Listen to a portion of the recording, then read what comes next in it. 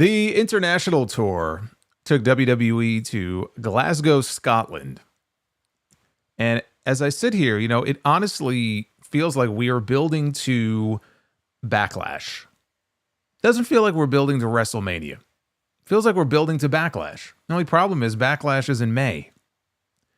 And if I were to give them the benefit of the doubt, even in the best of circumstances, I could say that Triple H knew they were traveling out of the country, and so he decided to hold back on all of the really good stuff for when they're back on American soil, because I could think of no other explanation for this. John Cena was back on the show tonight, and John Cena said that he wants to ruin wrestling. That's what he said. I want to ruin wrestling. It's going to ruin wrestling by winning a 17th World Championship, and then he's going to retire.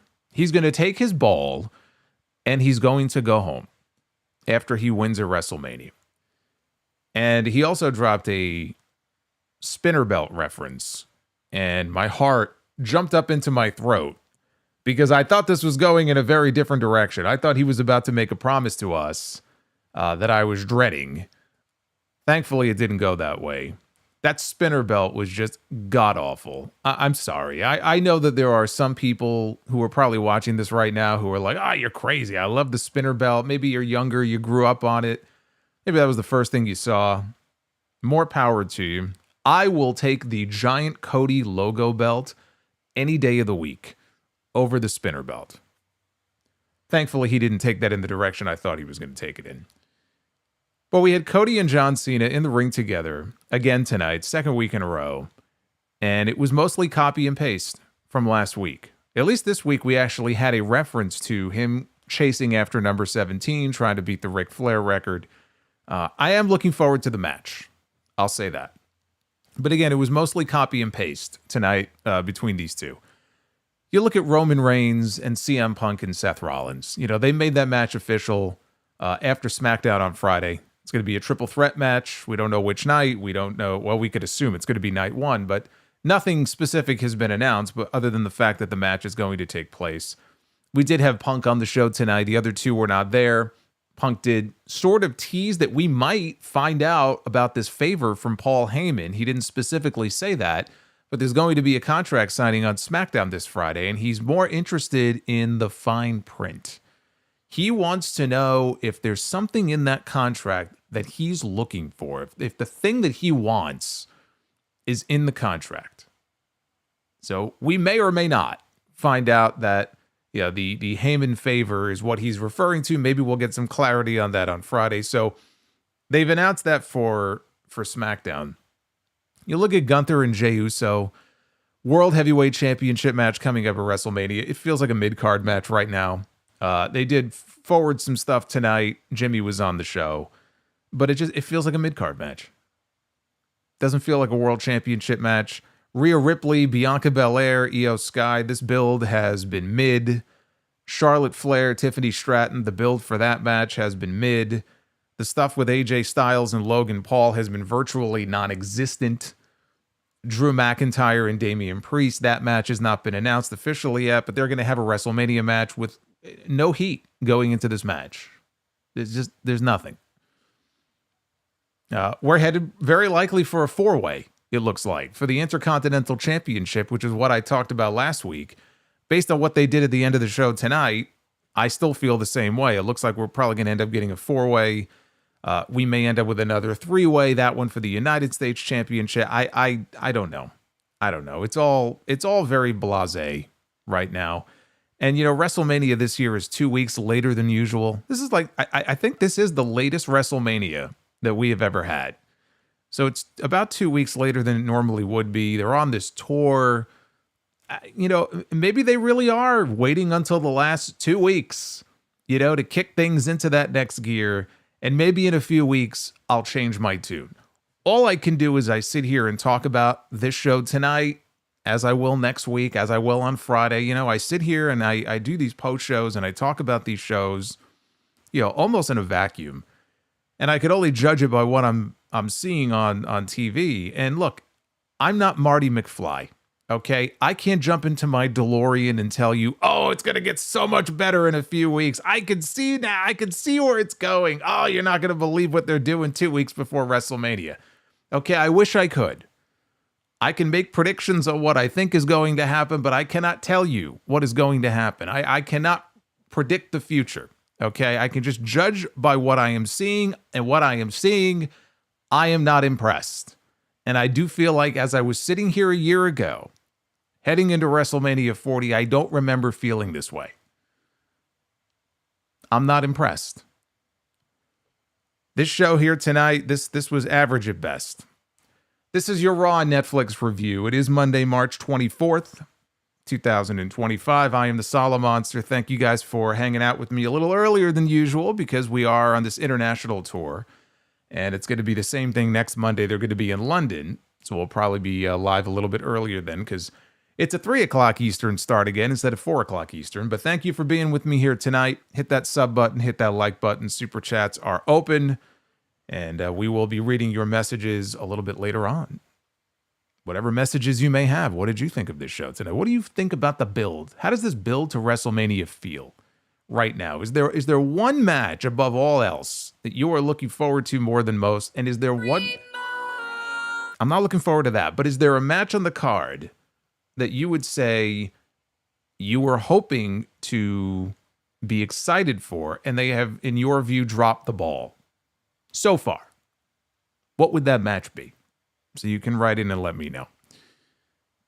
As they did last week in Brussels, they opened in Glasgow here with the trumpets, and out walked out John Cena to a round of boos, and they serenaded him with chants of... I'm just looking at the chat. They serenaded him with chants of John Cena sucks as they sang to his theme music.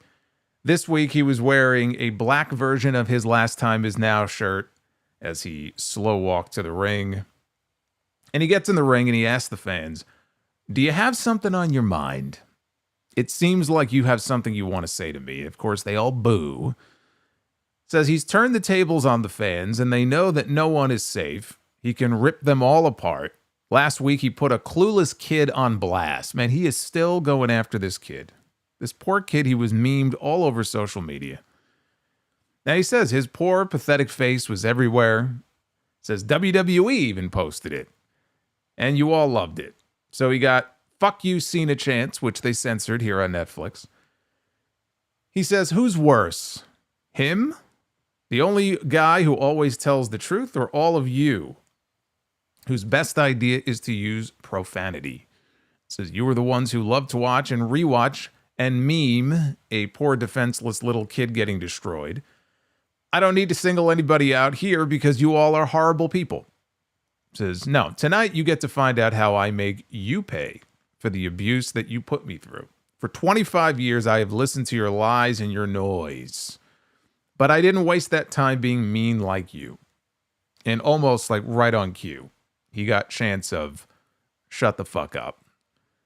He goes, you make this so easy. I've been learning from you. I've been quizzing you, rewarding you for playing along with your stupid, childish, curse-ridden nursery rhymes. And in doing so, you have told me every single thing about you. You know nothing about me. I know more about you than you know about you. And the truth is, your life is sad because this is all you have. I've said that about the sickos before. Whatever sicko they may be a sicko for, whatever company they may be loyal to. It's very sad. There are people like that online where you could tell just by the frequency. Just take a look at their page and the frequency with which they post on social media. It is sad. There are people who all they have is that. And their blind loyalty to whatever brand, whatever initials, they want to idolize and bow down to. And they're just posting on social media and they're trolling and they're posting comments and they're leaping to, this company's defense. I mean, I see it all the time. But John Cena, he's generalizing here. He's talking about all wrestling fans. This is all that they have. But to me, he says, you have been nothing more than an experiment. You have all been rats in a cage. Oh, you don't believe me? Says, pick out any moment in my career and I will tell you what I learned from you. When I bled, you thought I was tough. When I spoke, you were inspired. Now, at this point, they started giving him the what treatment. So he kind of weaved it into his promo here. He goes, when I was vanilla, you were bored. When I was selfish, you were disrespected. When I speak in rhythmic tones, you said what? And they said what? Says, you make this so simple. And the most important thing you ever told me was in April of 2005. It was a day that I gave you my greatest idea. I gave you the WWE Spinner Championship. And I was like, oh no. Because I thought, okay, the promise now is coming that when I win the WWE Championship, when I win number 17 at WrestleMania, I'm bringing back the Spinner title that you all trashed. That's where I thought this was going. And all of a sudden, I was about to change my tune and say, man, I'm pulling for a Cody Rhodes win at WrestleMania. But he goes, and just like right now, you ate me alive. All you have to do is Google negative comments about the Spinner belt. Actually, that might be an interesting RSPW experiment.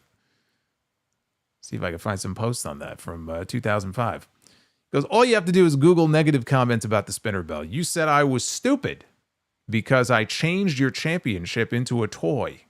And the title is not a toy. And the toy belt that I made for you disrespected your tradition and your legacy. That was the biggest mistake you ever made. You told me what means the most to you in this life. And now that I know that, I am going to ruin wrestling. I am going to ruin wrestling for every fan, every wrestler, for everyone. At WrestleMania, I make history by winning a 17th championship. And I finally force you to forget the name of the fun machine, the jet-flying Ric Flair. He's going to make us forget about Ric Flair. Don't threaten me with a good time. And you will forever say the name John Cena.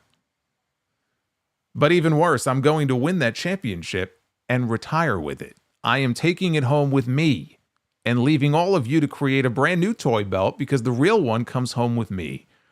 I will be the last real champion in WWE. He says, revenge is best served cold, and I pay you back by ripping your heart out and forcing you to watch as I just walk away with traditions and your dreams, and there's nothing that you can do to stop me. And sure enough, out comes Cody Rhodes. Down to the ring, and the fans in Scotland, they sang to him. They weren't even singing his entrance. I mean, maybe they were, but when he got in the ring and his entrance music stopped, they started singing a Cody Rhodes song, I guess. I mean, they were singing his name. So he stood and he let them sing for a little bit. He asked Cena, what did you say? He said, you said that you were going to take this title away from them. Don't you think that you need to take it away from me first? That is the theme so far these last couple of weeks. Cena's not coming out and cutting promos on Cody Rhodes. He's cutting promos on you and me. It's almost like we are going to WrestleMania.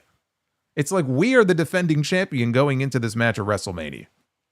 Cody Rhodes is like an afterthought here. So basically you're kind of looking past me is what Cody is saying here. Admittedly, I made a mistake last week. I talked about old John, new John. Seeing it now, you are clearly angry and willing, the most dangerous you've ever been. But you have made a massive mistake, and that mistake was not hitting me with the belt at Elimination Chamber. Not that. It was saying what you just said with me in the building. Of course, Cody says this. He talks all tough. Second week in a row, he hasn't attempted to go after John Cena. He is within inches of John Cena. And Cena is saying all of these things. And of course, we saw what happened at Elimination Chamber for second week in a row here. Cody Rhodes is happy to just come out and cut promos on John Cena. He has no interest in giving John Cena a taste of what Cena gave to him at the Elimination Chamber. Says Cena, of all people, should know how hard he fought just to hold this one time. And if he understands him, Cena was saying that the timeline of all pro wrestling hangs in the balance because of your vanity. You want to take this, right? And Cody laid the belt down at his feet. He said, I'll give you the opportunity now. And he ripped his tie off. He told him to take it. Cena threw his mic down. Cody threw his mic down. They squared up. And of course, Cena leaves the ring. So Cody picks the mic back up and he screams for Cena, who he came walking back down the aisle, maybe halfway. But then he stopped and he turned back around to go leave. Cody said he can't let him do it. Right now, he needs him to see him and all of these fans and understand that his psychotic need to have the title does not outweigh their need to keep it. He says the champ is no longer standing there. The champ is standing in the center of this ring.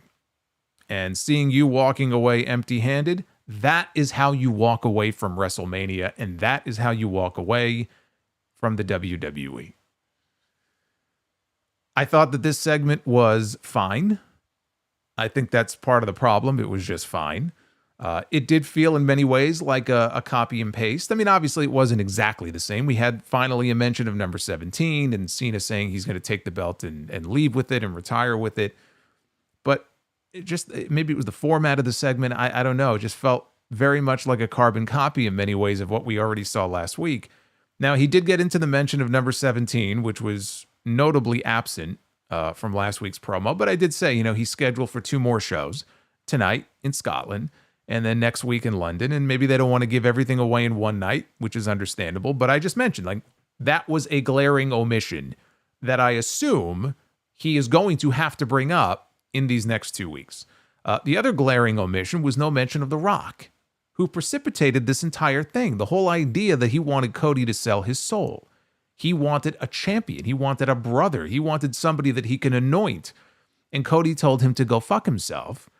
And John Cena was more than happy to step in and take that spot, right? That was the parting scene at Elimination Chamber. It's not just that Cena did what he did to Cody and Rock just happened to be in the ring and Cena left on his own. Cena left shoulder to shoulder with The Rock and Travis Scott.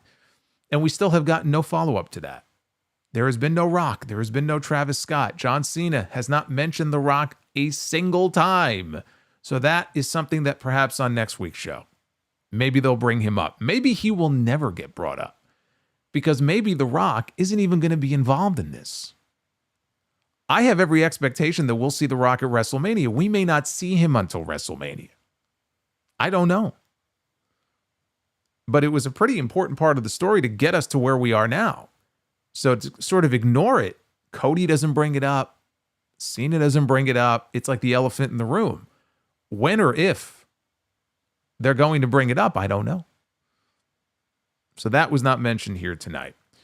But Cena saying that he is going to ruin wrestling by winning the title and retiring, it was a little unclear. I mean, I assume by that what he was talking about is I'm going to win the championship at WrestleMania. And once I've accomplished my goal here, which is to win number 17, break the record, all that's left for me to do is ruin wrestling for all of you by taking the belt and going home. I don't think he meant that I'm going to win the belt and defend it and hold it until the end of the year because I promised you that I was staying until December. His message here in this promo was, I'm going to win at WrestleMania and that's it. I'm done. I'm taking this title and going home. That's how I read it. Which to me, honestly, it makes it more obvious to me that he's not winning at WrestleMania. I mean, if that's the story going into this show, now look, it did remind me in many ways of CM Punk at Money in the Bank in 2011. CM Punk's contract was up literally the day of the Money in the Bank pay-per-view. And he was negotiating. He had not signed a new deal, supposedly, until the day he got to the building, I think it was Allstate, that night. And he signed the new contract, and they put the belt on him, and he won the championship. Even though going into the show, he was done, right? He was leaving the company.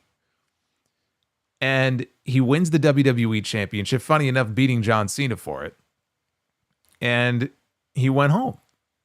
And he was going to take the title to maybe Ring of Honor or New Japan Pro Wrestling, all these things he was going to do. He did take the title home. He put it in his refrigerator. And then he was back a week later. This reminded me a little bit of what CM Punk was saying going into Money in the Bank that year. And he did win. But in this case, if the story is going to be Cody has to win this match, because if he doesn't win, what are we going to do? John Cena is going to win, he's going to leave, and we're going to have to just crown a new champion. I don't see that happening. To me, it makes it a little obvious that Cody is probably going to win, which I would love to see John Cena have a few months as a heel defending the championship. But now I'm not so sure. If this is the story they're going to go with, it may well be that they're building to Cody winning. I got to tell you, the way so far, and we have a few weeks left, the way that they're promoting this so far, this really does feel to me like Cody is winning. And I do think it would be a shame because there's so much potential in Cena getting a heel run as champion, but it's possible that they feel the way that I felt when Cena first turned heel, which is winning number 17 and setting the quote unquote record. That's a babyface thing. I mean, he's teasing it now as a heel to get a rise out of the fans and it'll get him good heat, but that's a babyface accomplishment. So maybe they really do want him to win number 7. If he wins 17, they want him to win it as a babyface, and they hold off on it until SummerSlam or sometime later in the year. I think that's a very distinct possibility. But man, it would be too bad because I like the idea of heel Cena getting a heel title run and defending against Randy Orton and defending against CM Punk and defending against some of these people. And I feel like if it doesn't happen at WrestleMania, then it's not going to happen as a heel, and it would be kind of a waste. But the way I feel right now, listening to these promos and seeing what they're doing, this feels to me, as of March 24th, 2025, or 2025, that probably a Cody win. Especially if Austin was going to be involved and have a cameo in the main event and come out to fend somebody off, right? It does make it more likely that Cody would probably go over. But again, there's still a few weeks left to go. This is the second week in a row where Cody came out and Cena said nothing.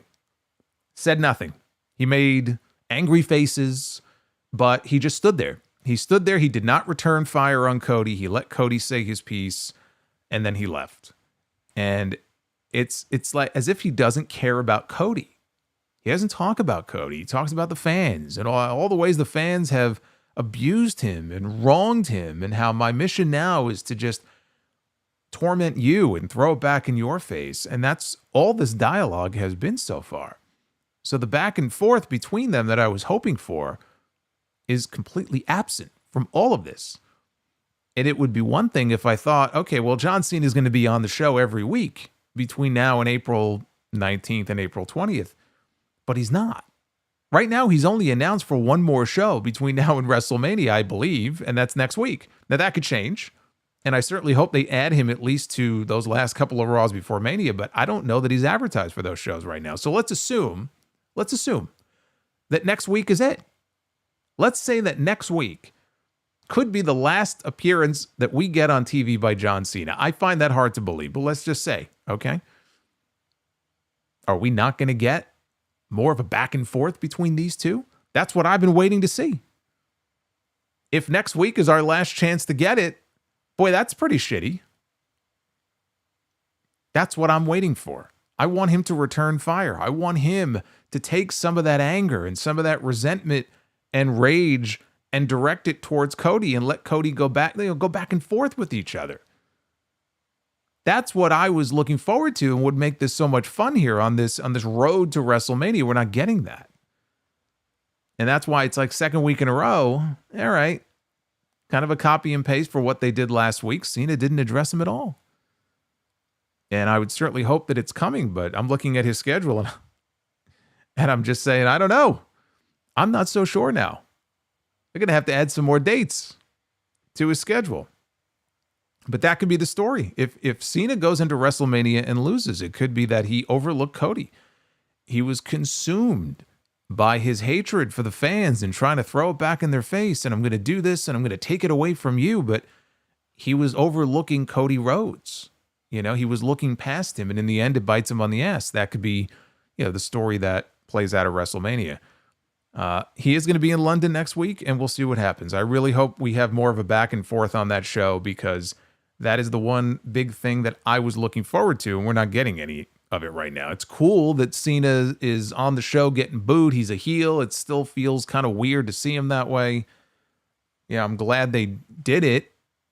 But the reason I said that they should turn him heel if it's going to be Cena and Cody at WrestleMania is because I didn't want to see babyface John Cena and babyface Cody Rhodes on the road to WrestleMania. I wanted one of them to be a heel, right? And it wasn't going to be Cody. So we got it. Okay, well, Now it's time to kind of shift it to the next phase of this here, and I'm still waiting for it. 2 weeks in a row, I'm still waiting for it.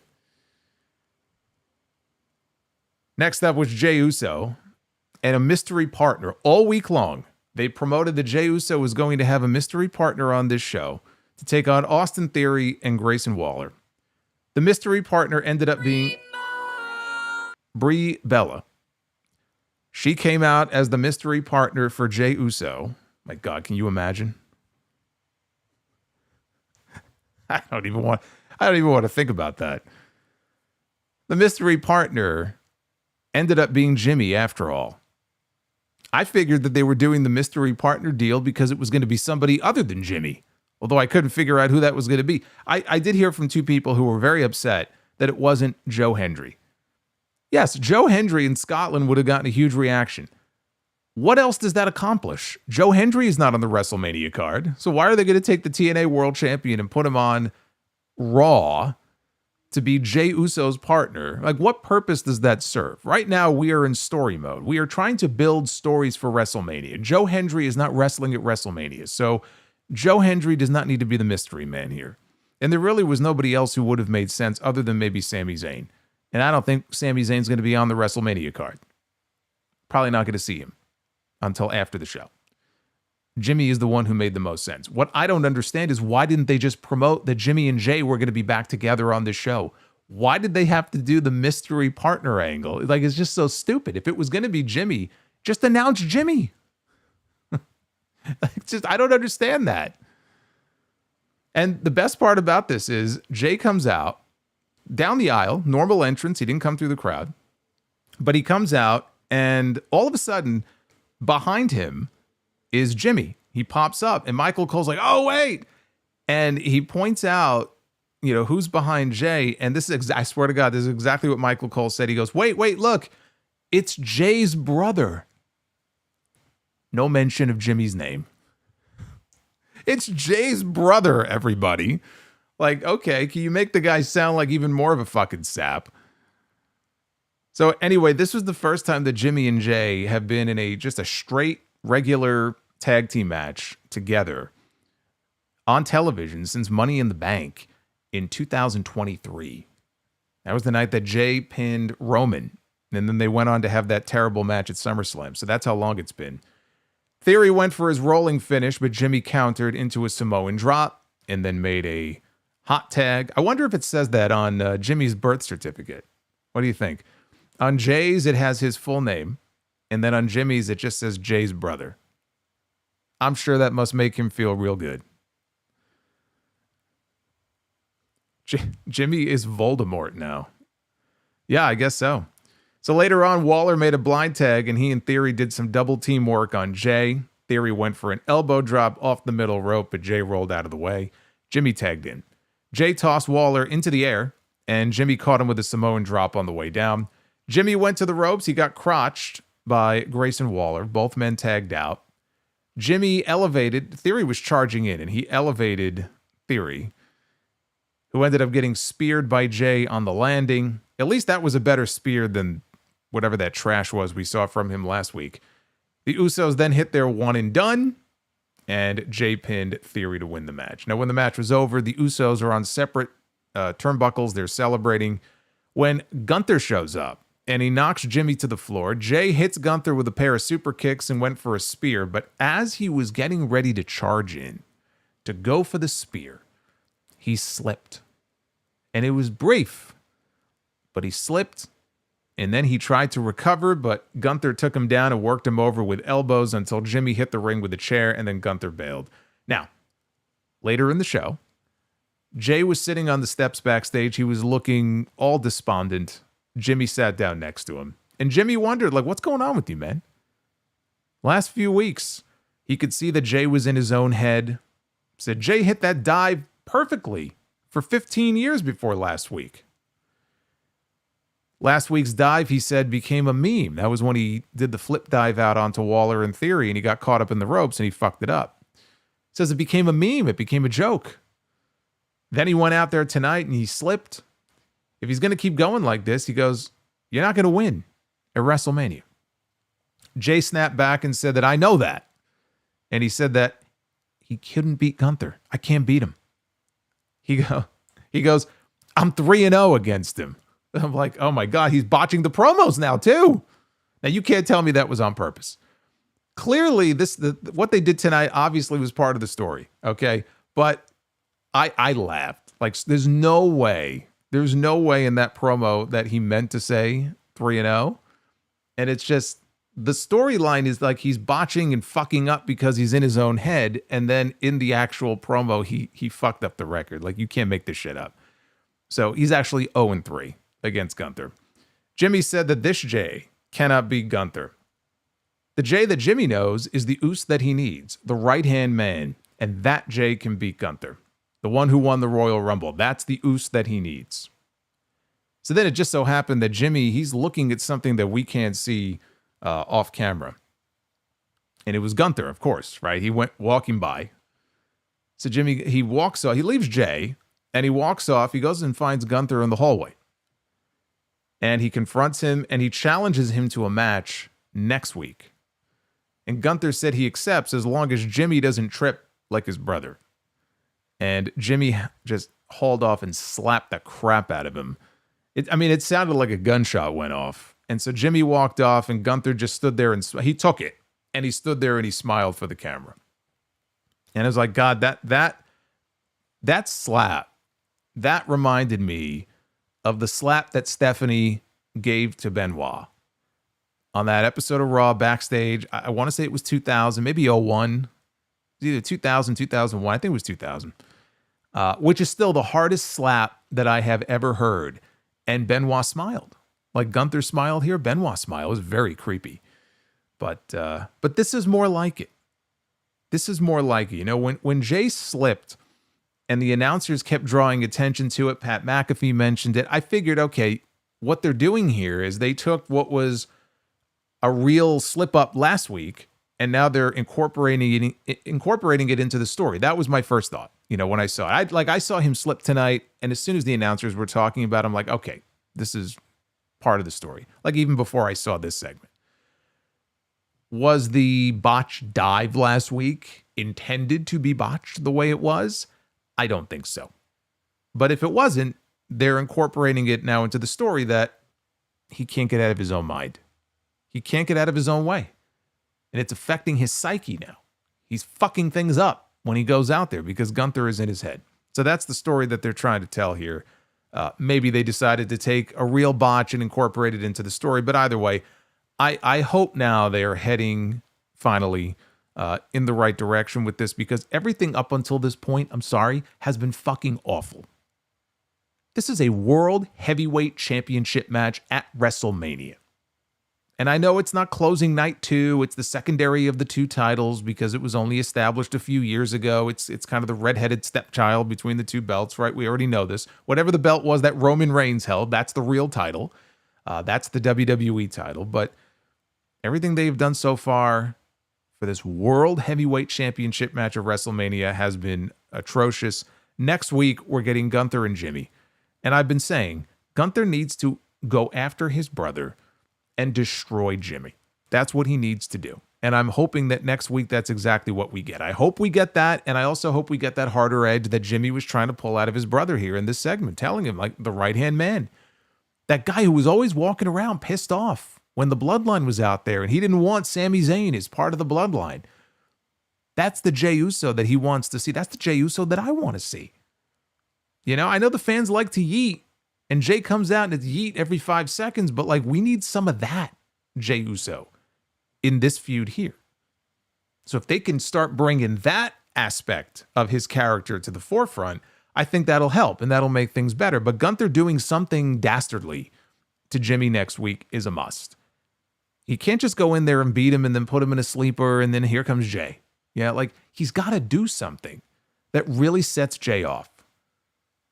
And I'm hoping that that's what we get out of this next week, because this desperately needs something to knock it up into the next gear, which is what it's been missing so far.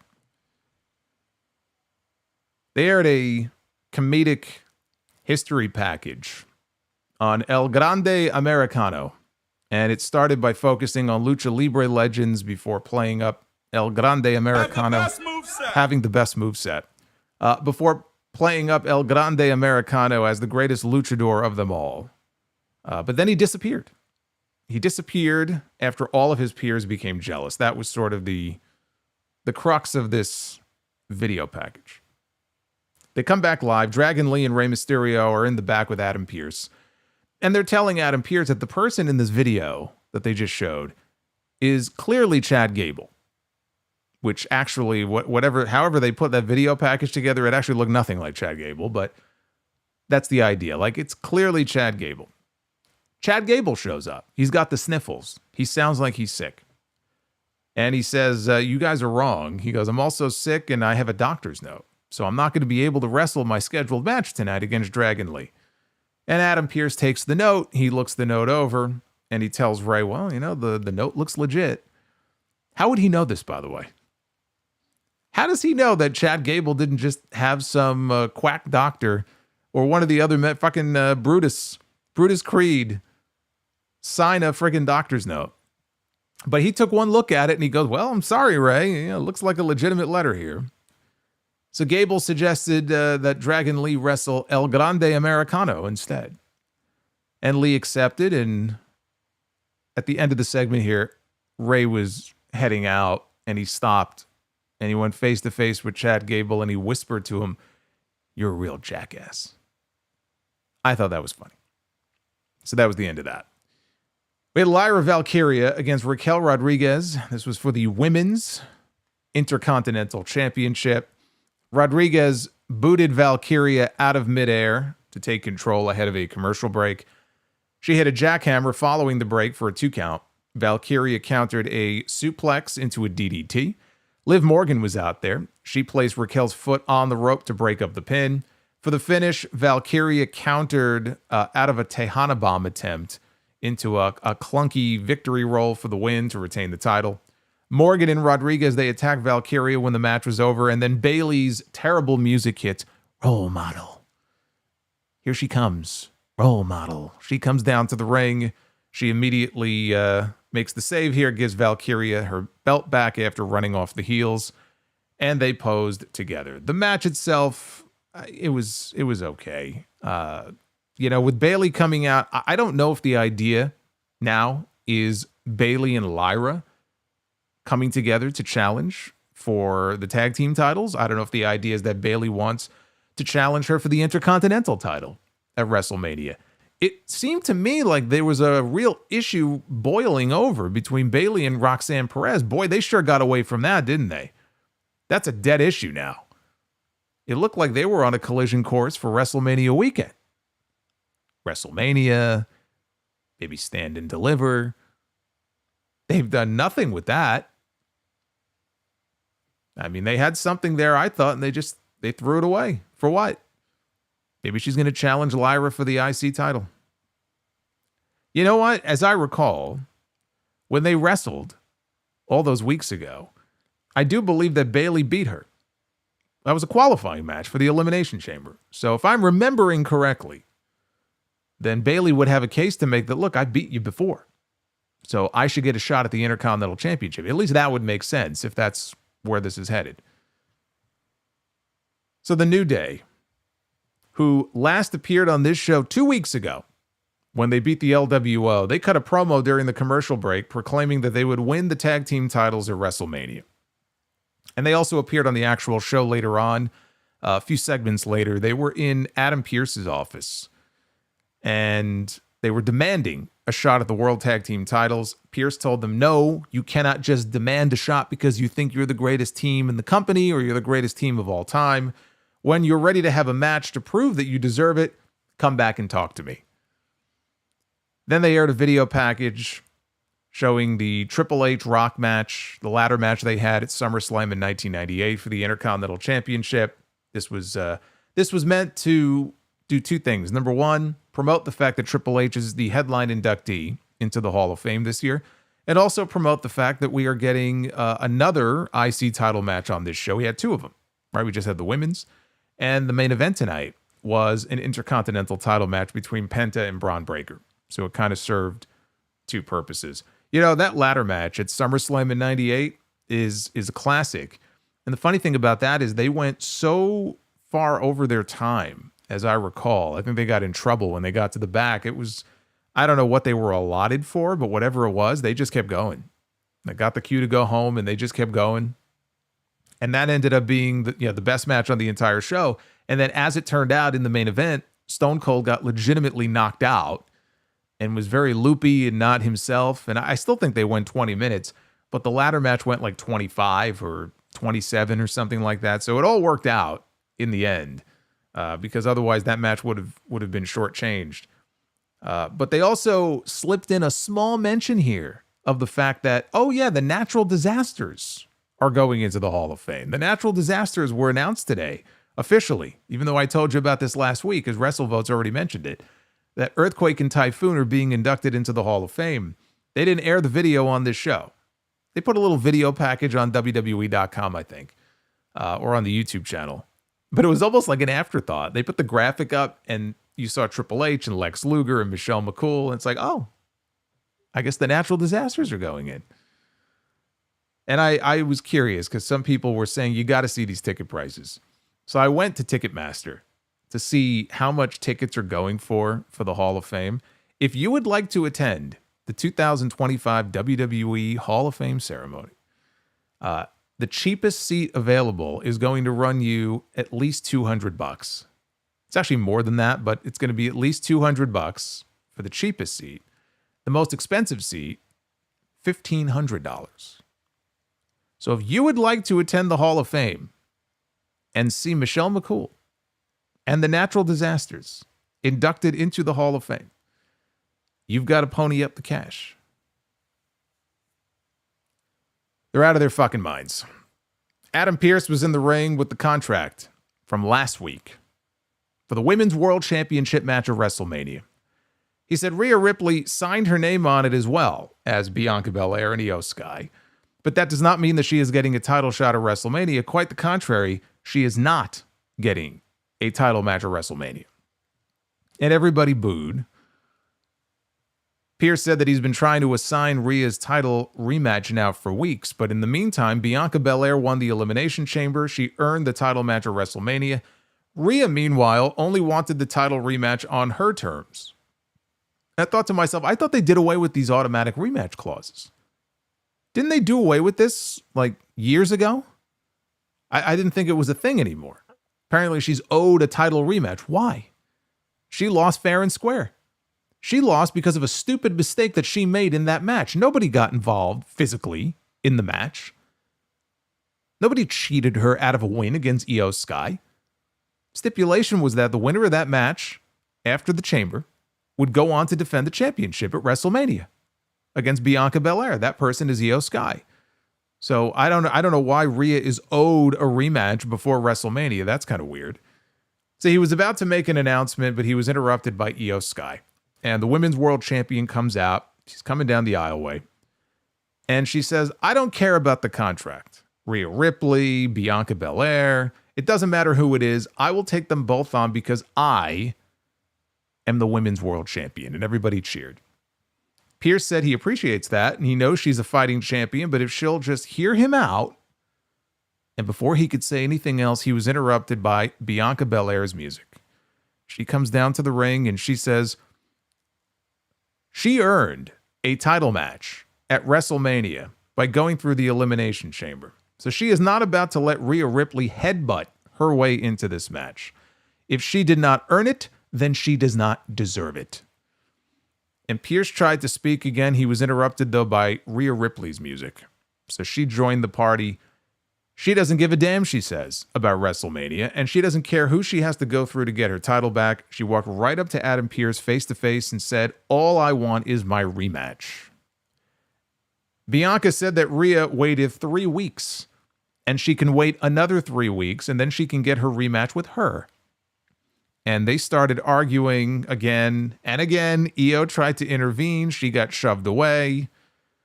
Pearce had enough, and he said next week, Rhea gets the rematch that she wanted, and the winner of that match gets to defend against Bianca Belair at WrestleMania. And with that, Adam Pearce left the ring. Rhea and Bianca, they were jawing at each other until Io came charging in. And as she's coming in, Bianca lifts her up over her head, and on the way down, Io caught Rhea into a DDT. And the fans cheered. Bianca grabs Io and got her up on her shoulders for a KOD, and they booed. They booed this woman. They booed Bianca. Io, though, counters out of it. Rhea boots Bianca down to the mat. Io catches Rhea with her Shote thrust. Rhea got knocked out of the ring. Io took her down with a Rana off the ring steps. And then Io got back up on the apron. She went for a springboard drop kick, but Bianca avoided it, delivered a KOD over the top rope, out of the ring, onto Rhea Ripley on the floor, and Bianca posed with the title. This was the second straight week that Bianca Belair was booed by one of these international crowds, and they treated her like the heel in this, even though she has done nothing wrong. Everything that Bianca Belair has said is 100% true. She had to go through the Elimination Chamber. She won the Elimination Chamber. That guaranteed her a championship match at WrestleMania against whoever the champion may be. Rhea Ripley, ever since she lost her title, has done nothing like act like a spoiled brat. She cut that promo backstage the night that she lost the championship, which was a great promo. And it was like 4.5 minutes long, and she was going through the whole gamut of emotions, and she was sad. And then she's like, wait, I'm so stupid. How could I let this happen? I'm so stupid. And then she was like almost laughing. It's like she's having a psychotic break. You would never know this if you just watch the television show. If you don't pay any attention to the social media stuff, you would never even know that promo happened. She came out the very next week on Raw. She's ascribing blame to Bianca. If you weren't there, none of this would have ever happened. And I want my title back. Acting like a fucking child. Last week, she was literally acting like a child. I forgot who said that she was acting like a child. I think it was Adam Pearce. Adam Pearce literally said, you're acting like a child. But they cheer for Rhea. They cheer for Io. They boo Bianca. Something going on here. These international fans, they don't understand the assignment. There's something going on here. And look, I'm all in on a Bianca heel turn if that's where this was to lead. I don't know if that's the plan or not. I think it's beyond time. I think she would kill it if they went heel with her. But just the logic is completely backwards. And honestly, coming out of this, you look at the reaction to her with these crowds, John Cena was right. The fans are the heels. We are the problem. We are booing and blaming this woman, and she did nothing wrong. People blamed her for attacking Jade. It turned out she didn't attack Jade. Now people are booing her because why? I don't know. But John Cena was right. The fans are the heels. Now, in the back later, Bianca showed up in Pierce's office to ask who she would be facing at WrestleMania. And I thought I was having a psychotic break because I could have sworn that I just watched an entire segment in the ring with all three of these women. And Adam Pearce was in the ring, and he announced that on Raw next week, Rhea Ripley would get her championship rematch against Io Sky. I thought he made that abundantly clear. And yet here's Bianca Belair going up to Adam Pearce in the back and asking Adam Pearce who she would be facing at WrestleMania, even though we literally just found out what the follow-up to this is going to be. He then informed her that she would be in the ring, calling it right down the middle, because he was making her the special guest referee for this match. Because why? Fuck me if I know why. Even Bianca was like, what do you mean referee? I have no referee experience. I don't know how to referee. And the great general manager that Adam Pearce is, his response to all this is, well, you got a week to figure it out. You got a week to learn. I have no idea. Explain to me how this makes any sense. This is the stupidest fucking thing. Explain to me why Adam Pearce, would make Bianca Belair the special referee for a very important championship match next week that is going to have WrestleMania implications. This man looks like he needs 5 drinks every time we see him on TV. He needs a double. He is so wound up by all of the drama and the yelling and the childishness and everything that's going on, right? He needs things to settle down.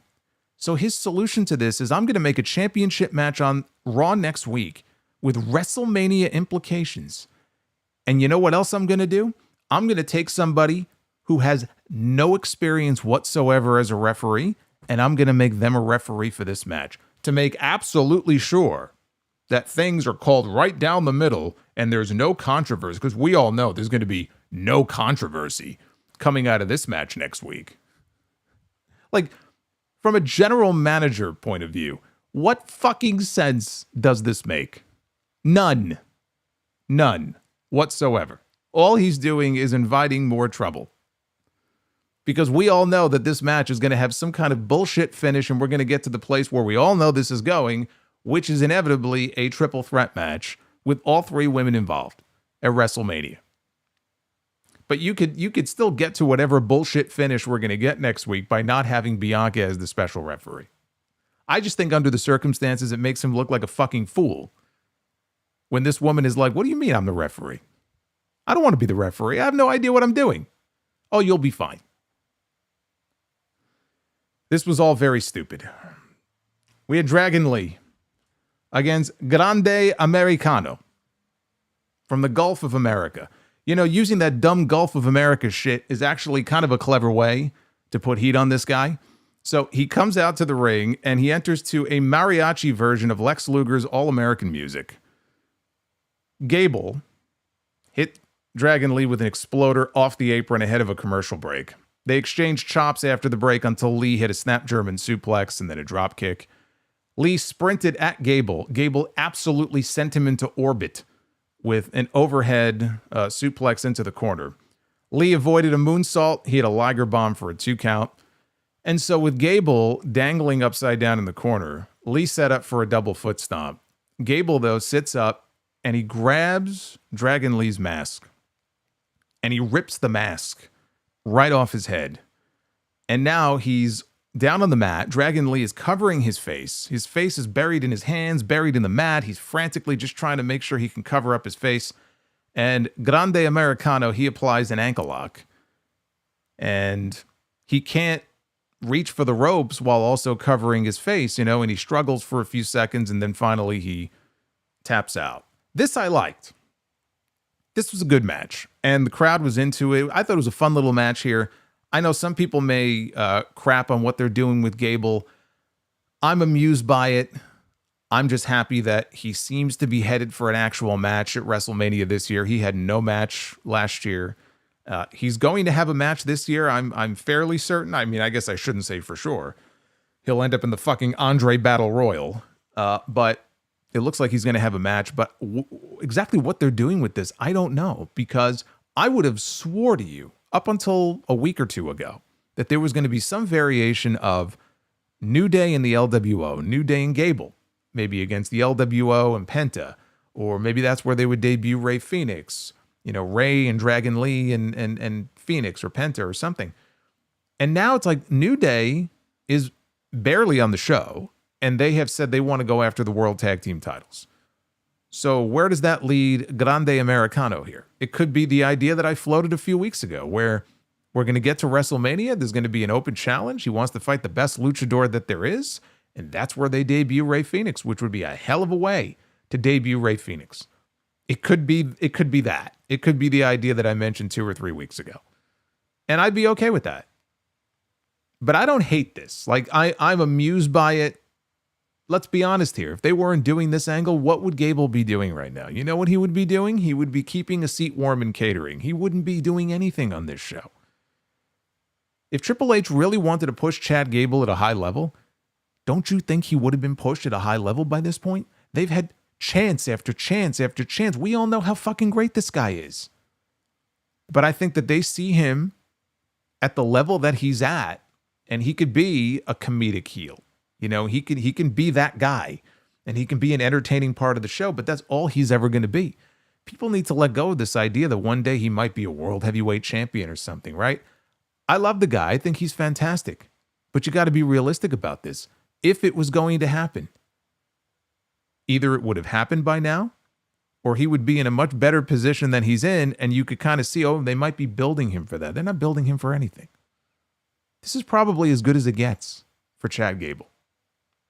What they're doing here, I think, is amusing, but it's also kind of sad that he isn't a gimmick like this and he isn't in a better spot, because a couple of years ago, there was hope, that maybe they were building him to something a little more serious and a babyface, an underdog babyface that people could get behind.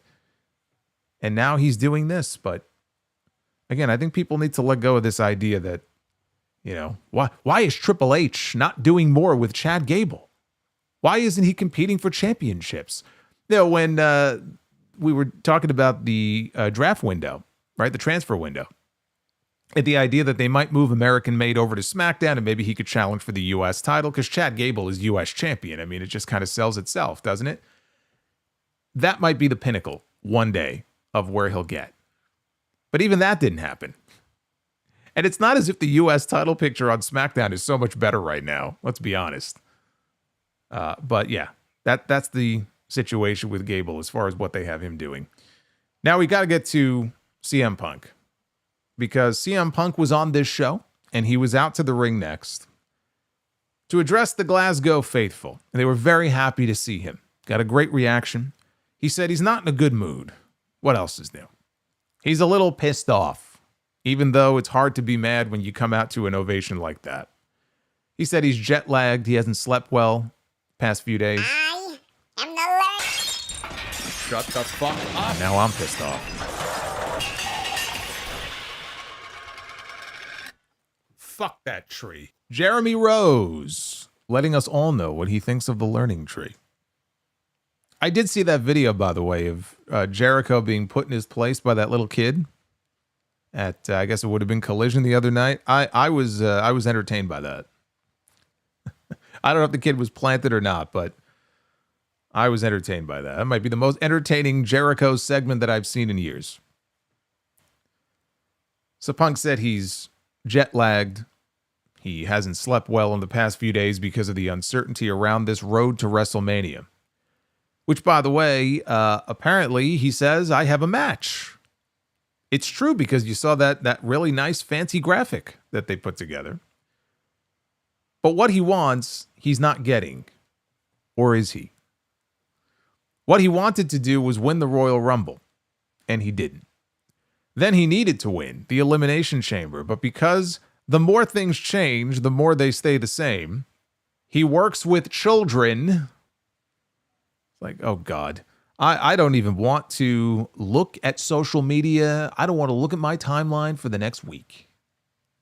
It's got to be just a fucking war zone on there after this comment. I don't even want to know what people are saying.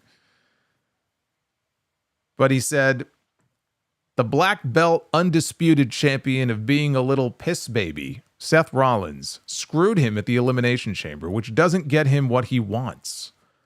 And for two people, it's clearly personal. For him, it's just business. And it's become simple math. The two men who want to stand in his way and stop him from getting what he wants, they gotta go. Seth Rollins takes it personal because he's been crying since Punk came back, because the shadow that he casts over him belittles everything that he's about. Roman Reigns, he acknowledges the fact that he's taking this personal because he sees that his wise man isn't just his wise man, but it's business for him, and it's going to be business for him this Friday on SmackDown in London because they're going to have a contract signing. And the fans booed, and Punk asked, why are you booing? Is it because you wanted it here tonight? And they cheered. He goes, so did I.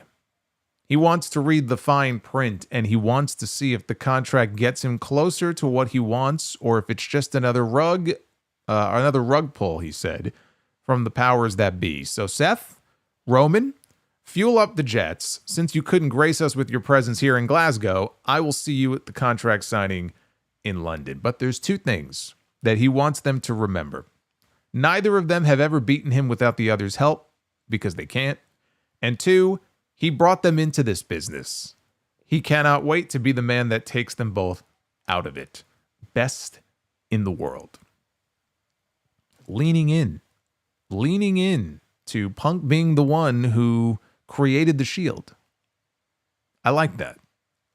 We need more of that. There's a lot of history here that's just been untapped so far, mainly between Roman and Punk. That's what I want to see more of. These issues between them, this history between them goes back many more years than I think some people realize. But they've now done the same basic segment 3 weeks in a row. We had that terrible Paul Heyman promo on SmackDown in Barcelona, right? Where he came out and said, Roman's not here tonight, but he'll be in Bologna next week. Then we had Seth Rollins on Raw last Monday saying, oh, Punk's not here and Roman's not here. Even though Punk's a Raw guy, he wasn't there and everybody booed. And he goes, well, they're going to have a face-to-face on SmackDown this week. And so I think I'll join them.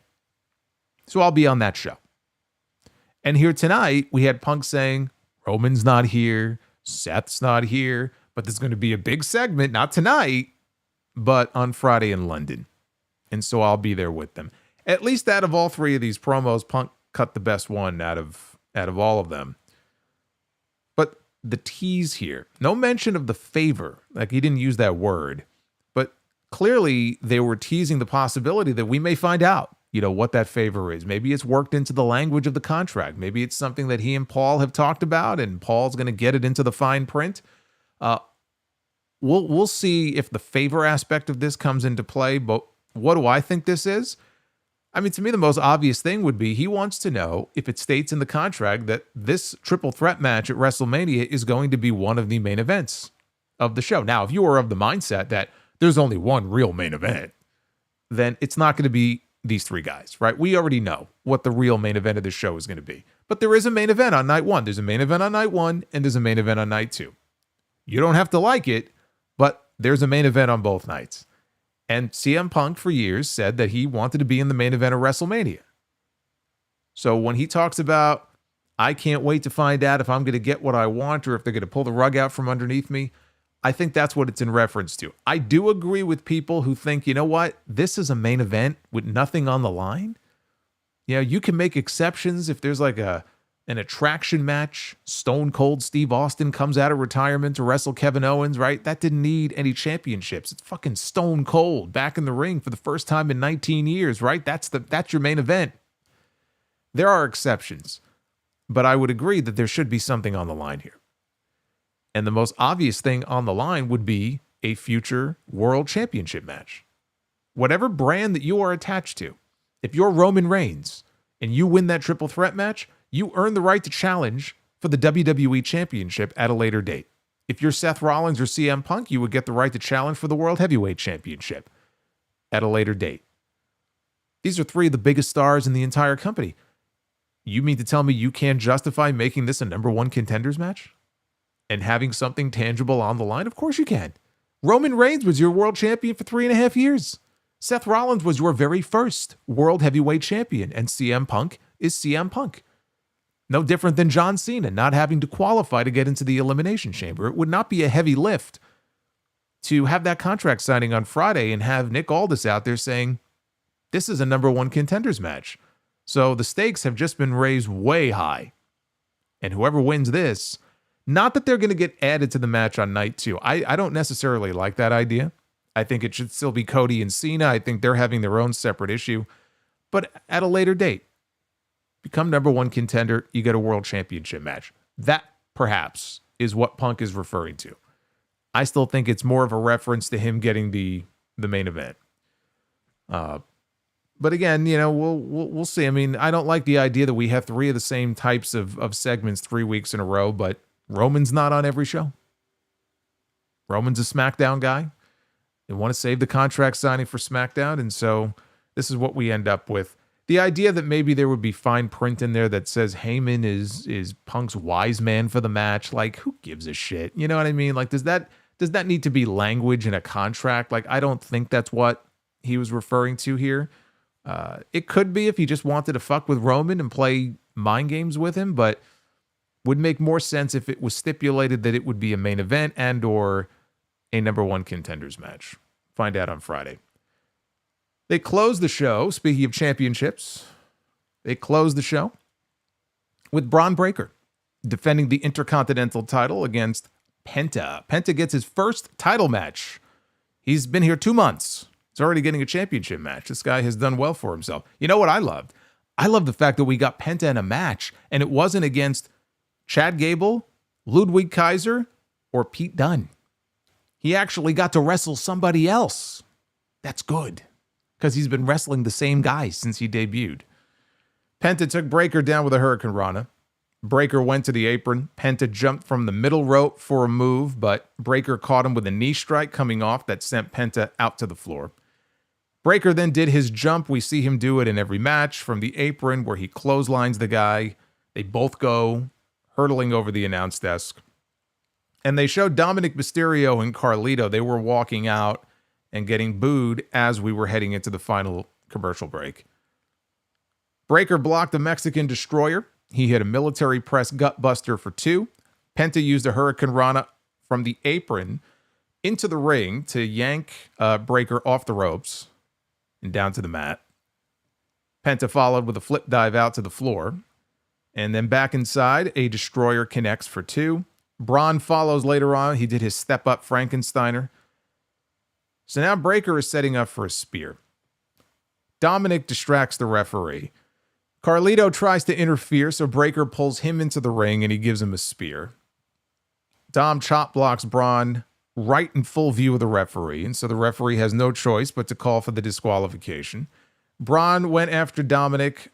Finn Balor shows up, and he's got a steel chair, and he hits him in the back with the chair. Balor, he looked pissed at Dom, right? He hit Bron, but he looked pissed at Dom, but he hands Dom the chair, and Dominic hits Bron with it, and then he goes to hand the chair to Penta, because he's been trying to recruit Penta into the Judgment Day, even though Balor said no Penta, no new members.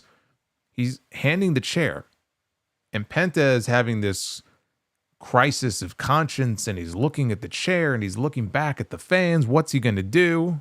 We all knew what he was going to do, but what's he going to do? He takes the chair, tosses it back to Dom, super kicks the chair back into his face. Balor then nails Penta. He also knocked Bron Breakker out of the ring with a chair. Balor goes up top, hits Penta with the coup de grace. Then he angrily sneers down at Dom. Dom's sitting on the mat looking up at him, and Balor is just sneering at him. And then he finally puts his hand out. He helps him back to his feet. And Raw ends with Balor, Dom, and Carlito standing tall. Monday Night Raw ended with Carlito standing tall to close the show. I mean, that tells you everything you need to know. They were having a quality match here until the shit finished. I figured last week that they were heading towards a fatal 4-way at WrestleMania instead of doing individual matches. And that's exactly what it looks like we're very likely heading towards. You know, Backlash is May 10th. I feel like you would watch these shows and you would almost never know that you have 2 nights of WrestleMania, what should be a pretty big WrestleMania in Las Vegas, coming up even before that, because it really does. It feels like we're building up to a show like a Backlash, and it doesn't feel like we are heading into WrestleMania, and I'm still waiting for them to wake up and act like it.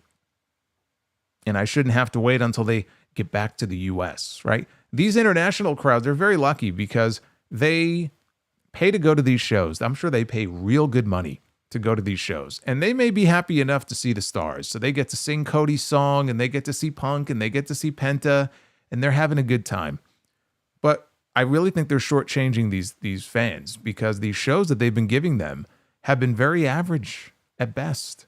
I'm not saying every show has to be 10 out of 10, but we are very close now to their biggest show of the year. You got 2 nights, and you're trying to promote some really big matches here. And it doesn't feel like, man, WrestleMania, this is a huge WrestleMania, man. We're only a few weeks away. This feels like the road to WrestleMania. It really doesn't. It's missing something right now. And I hope that they wake up and they start acting like it. Now, next week, they're back to a 3 p.m. Eastern start time. They're going to be in London.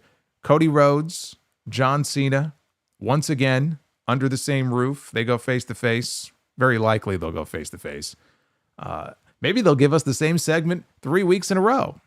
We'll see. Io Sky defends the Women's World Championship against Rhea Ripley with Bianca Belair as the guest referee. She's got a week to figure out what she's supposed to do. Good job, Pierce. Jimmy Uso takes on Gunther, and Logan Paul returns to call out AJ Styles. I would like to call your attention to March 10th.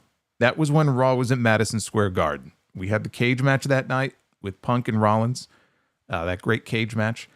And there was a segment that they promoted for the show that night. AJ Styles calls out Logan Paul. We are now heading into a Raw episode 3 weeks later, and they are promoting it as Logan Paul calls out AJ Styles. 3 weeks after the fact. They're running the same angle, but this time it's Logan Paul who's going to call out AJ Styles. Very original. What did you think of Raw? From Glasgow, Scotland, 43.5% thumbs up for tonight's show, 32% thumbs in the middle, and 24.4% thumbs down. With nearly 2,000 votes in. Not a very enthusiastic score for this show. Not a very enthusiastic show. So I think the score fits.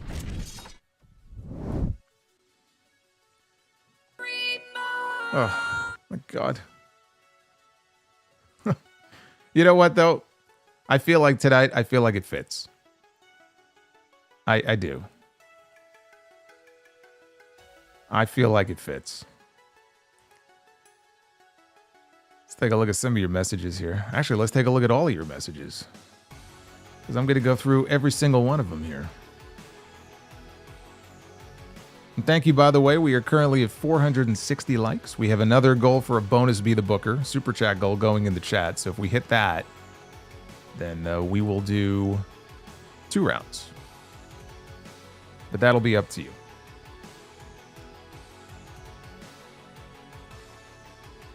All right, let's start with Orioles Peak. I see you, brother. Orioles Peak, the $5 super chat. Between their choice of a racist host for the roast of WrestleMania and saying, oh boy. Shut the fuck up. Interesting that Jericho pops up. Again. Fuck that tree. And saying Gulf of America in front of 2 Mexicans. The evidence is really piling up against Triple H. He also says, and before anybody says, look at Penta, look at how Andrade was when he first started. Look at how Dragon Lee was when he first started. Triple H gets bored because he doesn't know what to do with them. Well, yeah, they have not done well by a lot of these people in the past. So far, so good with Penta, but it's been 2 months, so we'll see how things. And we got Rey Fenix coming in, so see what happens with those two. Honey Deep Fried Chicken. Now this chicken here sees what John Cena is doing with his heel run. The way he's cutting his promo, he's trying to get go away heat on purpose. I mean, that's what a heel's supposed to do.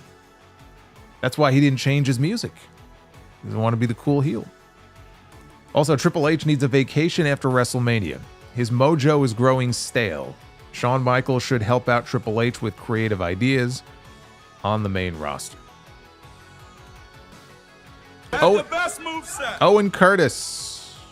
2 promos in, and I'm losing intrigue in what should be the hottest angle of the decade. Cena's reasoning and motivation just feels forced and unnatural. It's perfect for 2012 Cena, very jarring for 2025 Cena. I said that last week. I said this promo is the promo that I think he's been saving up since 2012. So he's been able to take a lot of those ideas, and now he's using it for this heel turn 13 years later. And it does feel a little weird because he's been so beloved, for the last several years. But this would have been perfect. Perfect back then. The Shawnathon. I know there's already a couple of triple threat matches, but after Punk's promo or even the favor, do you see this as the winner gets inserted into Cody and Cena on night 2? I hope not. I'm going to say no.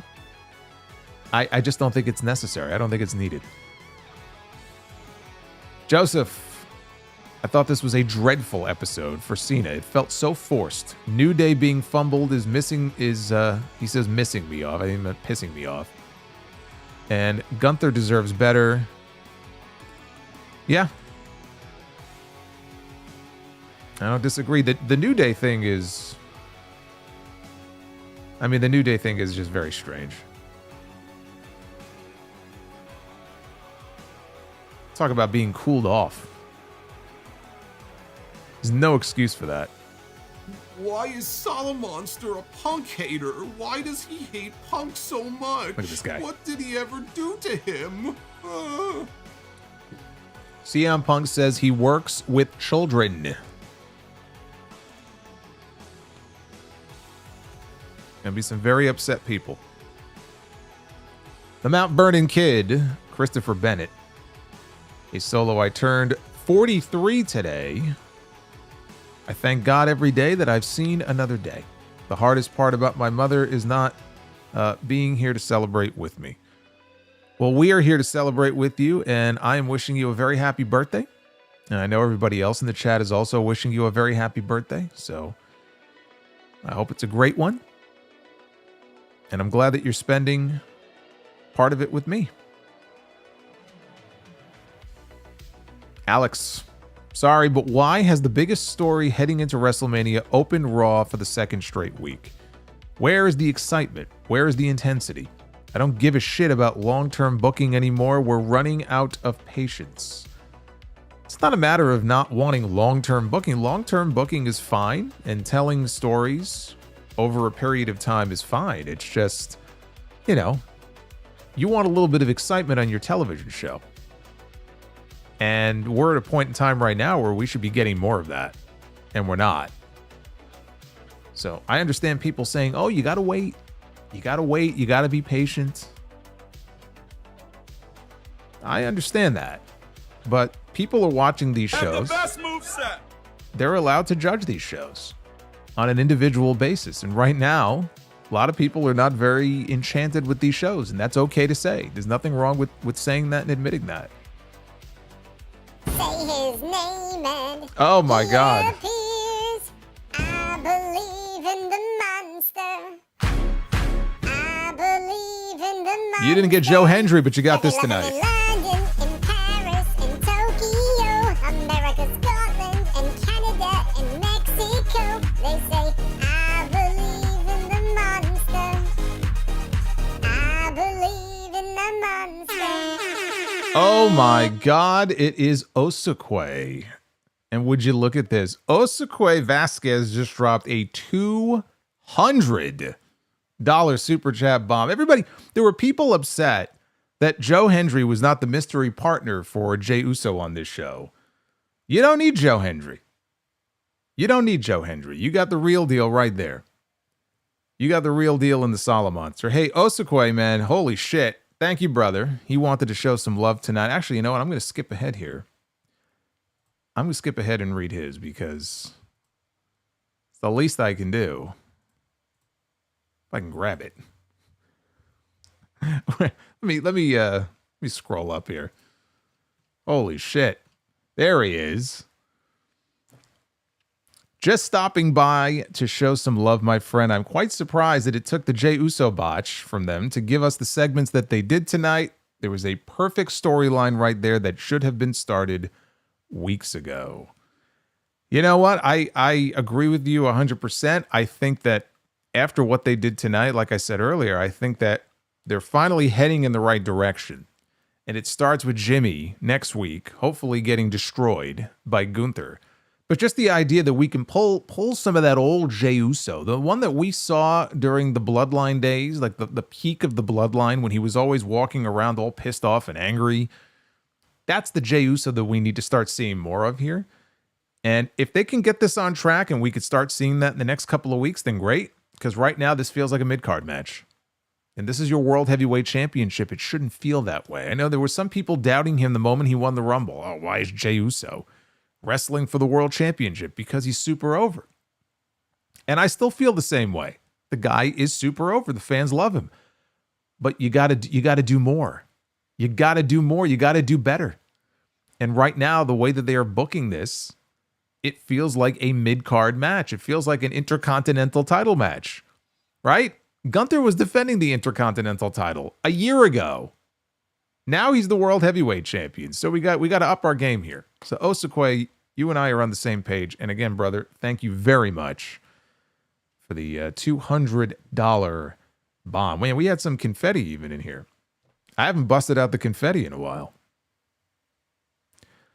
Forgot that I even had the confetti. Anyway, thank you, Osakwe. And again, happy birthday to the Mount Vernon Kid. Jerome Eugenio says, WrestleMania. How long did it take you to come up with that? How long did it take you to come up with that? Alex with the 25 says, if we get another stupid repetitive promo next week and not a brutal beatdown on R-Truth or something exciting, then it's time to question Triple H's booking heading into the future. I don't think anything's happening to R-Truth next week. If it happens, I don't think it's next week, but somebody look it up. Has John Cena been announced? Like in the last week or two, has John Cena been announced for any other shows, Raw or SmackDown, between now and WrestleMania? To my knowledge, he hasn't been announced for anything. I find it impossible to believe he's not going to be on any more shows after next week. I mean, that would be a complete fail.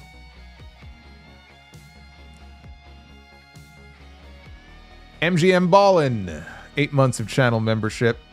I feel myself being impatient with the Cena Cody stuff. I know I have to let it play out, but I feel like we should know why he is aligned with Dwayne now. Well, I do wonder if Dwayne is going to have any real involvement in this from this point forward. Maybe Dwayne just didn't want to go overseas.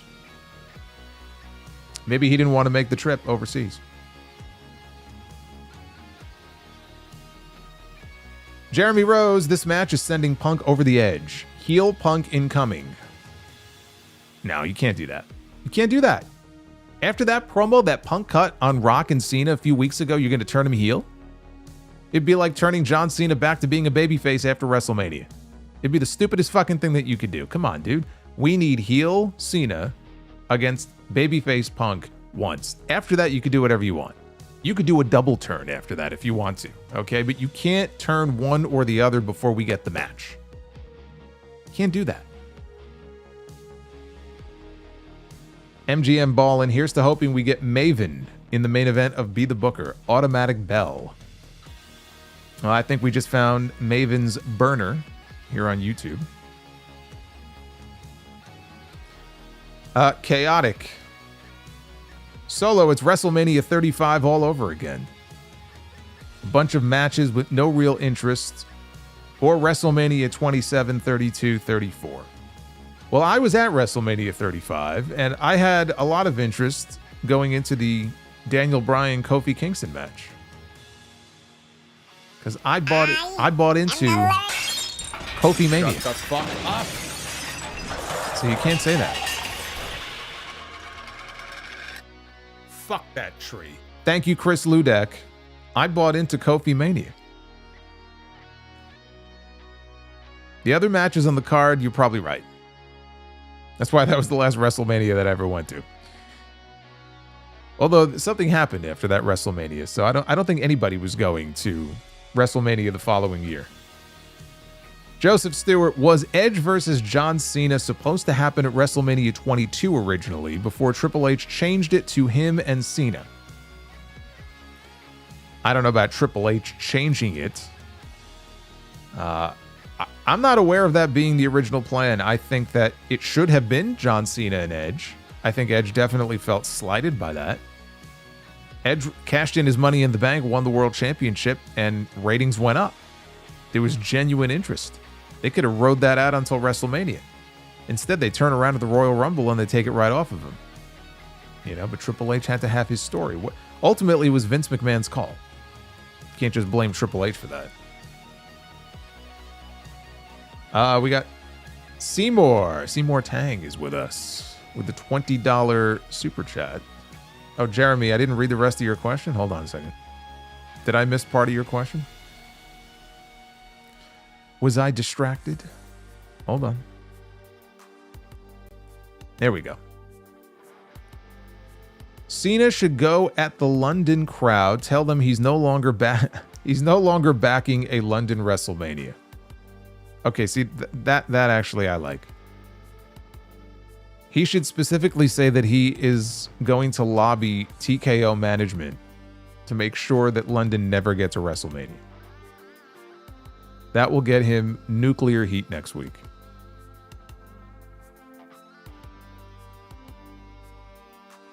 Seymour says, I blame executive meddling more than Triple H. He has bosses. They probably wanted Rock and Cena involved despite their schedules. Too much emphasis on spectacle alone, last-minute executive changes, and no time for build-up.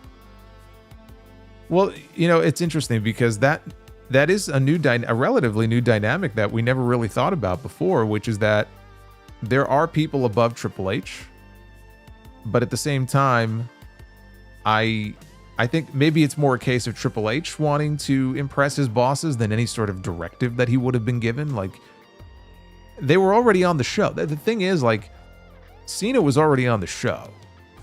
And if they wanted Rock on the show, you could always find something for Rock to do. The idea that the heel turn was a TKO idea, I don't know if I buy that. Was it a Rock idea? Oh, that I can buy.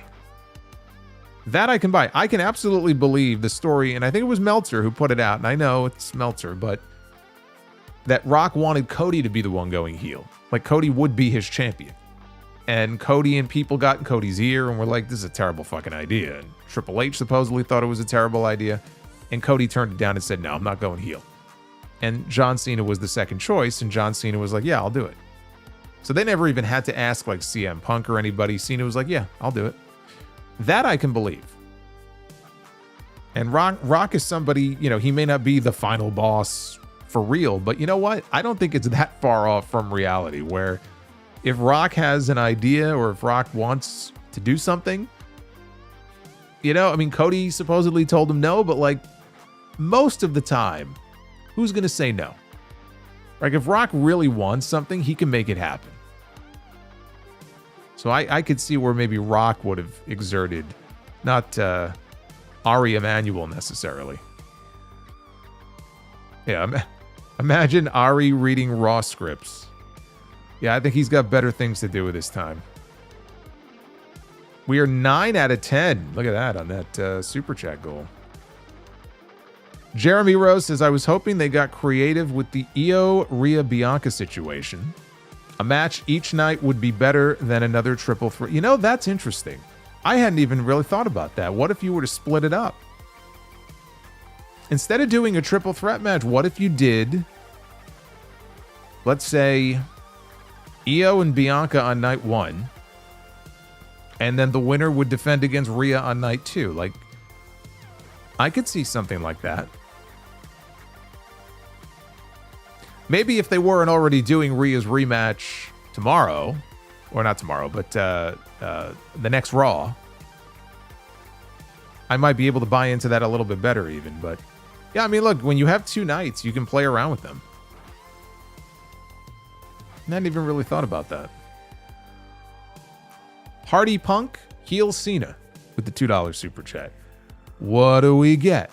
What do we get? What do we get? He says. God, that was almost as annoying as Charlotte Flair. Uh-oh. Uh-oh. Boy, did she make Tiffany Stratton look like just a friggin' goofball on Friday in that promo. And I'm not even saying she was wrong for it. I mean, it's just Charlotte being Charlotte as a heel. Tiffany, I thought Tiffany was terrible in that split screen interview on SmackDown. She's not ready for that spot. Like, on the mic, maybe in the ring, but on the mic, oof. I thought she was exposed on Friday. I really do. Project Libertad. Funny how they are trying to make the Jey botch look planned now, especially because Jey's fans are dumb enough to believe the dive was intentional. You know, it's not completely stupid to try to convince people that that's the case. But yeah, that's not the case. It wasn't Tiffy time, says Darksider. No, it was not. The biggest weakness of Tiffany Stratton's game, and it's not just from Friday, like it's her promos. Her promos are really not great. And yet, there were promos that she did when she was the NXT Women's Champion. There was one, God, what was it? It was like a backstage thing. She was feuding with Becky Lynch, and that was pretty good. But like, as far as the main roster stuff, it's not good. Slow King, what if Vince went all the way with Luger? I don't think it would have worked. The fans were they didn't buy into him as the guy. I don't think it would have turned business around or anything like that. I think there were people who just genuinely liked Brett in a way that just there was something not genuine about Luger, especially in that spot. He wasn't a babyface. I don't think Luger liked being a babyface. It wasn't who he was. Brett was Brett. People can believe that. They could buy into that. Josh Stockton with the $25 super chat. I'm not liking Cena's heel run so far. I get that he's heel and I'm not meant to like him, but there are too many holes in his reasoning. He spent years smiling while being abused by fans every week. Now he snaps. Why? Well, because it's his final year. And as he said in the promo last week, he has allowed the fans to steal all of these personal moments away from him. And now with whatever little bit of time he has left, because he has said that this is it, he's doing this for him and not for them. Again, I'm just trying to make sense of it. Like, if you want to come up with at least a rational explanation, like, I could buy into that. This is supposed to be my time. Even though I was trying to do this as something nice to give back to all of you, it's still, oh, I want this. I want heel Cena. I want new music. I want new gear. I want this. I want this. I want this. And he's like, you know what? Fuck all of you, okay? Because I'm done after this year. I'm doing this for me now. I'm going to set the record. I'm going to take the title, and I'm going home. And you can do whatever the fuck you want to do. You can go create a new belt for all I care. But I'm finally doing something for me. It's like the wife getting divorced from her husband, right? I should have gotten divorced from him 20 years ago. I stayed in a bad marriage. You know what? I'm taking control of my life now. Now I'm doing this for me. I'm not doing this for him or any other person. I think that's kind of the general idea there.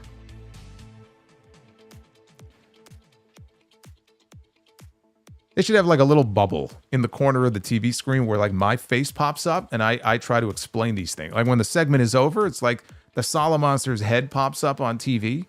Remember pop-up video on VH1? And I try to explain the unexplainable.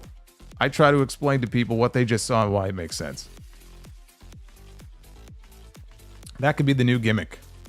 Ron with a $9.99. The women's mid-card needs a boost. Not having Roxanne winning the Intercontinental title or beating Bayley at WrestleMania is a huge missed opportunity to establish a new top star, especially off of her Rumble and Chamber performance. That's what I don't understand. It's like she was in the Elimination Chamber. Like she's on the main roster. And not only was she in the Elimination Chamber, she had a pretty damn good performance in Elimination Chamber. Where the hell is she? She's still stuck in NXT. Then what the hell was the point of putting her in the Chamber? That's why, like, seemingly dropping the Bayley Roxanne stuff, it just boggles the mind. I don't understand. Hardy Punk, heel Cena says Brussels Live was special, attending Raw for Dwayne. RRR Wrestling. Aside from the supporting cast, and that's our 10 out of 10 right there. Bonus Be the Booker has been unlocked by Carlos. He found the key. We got the lock off. It's like, as a kid, like breaking the lock off the liquor cabinet. What do you want? What do you guys want? We got some vodka over here. We got plenty of Jack. We got that. I got some Stoli. What are you having? RRR Wrestling says, aside from the supporting cast, do you think the length of time between the Rumble and WrestleMania contributed to underwhelming build for Jey versus Gunther? Yeah, but I don't want to give them a pass for that. It's almost like excusing their booking because, oh, there was a lot of time. Like, if they wanted to, they could have dragged the decision out for a few weeks. You know, it was like right after the Rumble. I think it was the very next show. You know, Jey made his choice. Maybe they should have waited a little bit. You know? Does the time gap contribute? It contributes, but it's not an excuse for bad booking. Still got to tell a good story.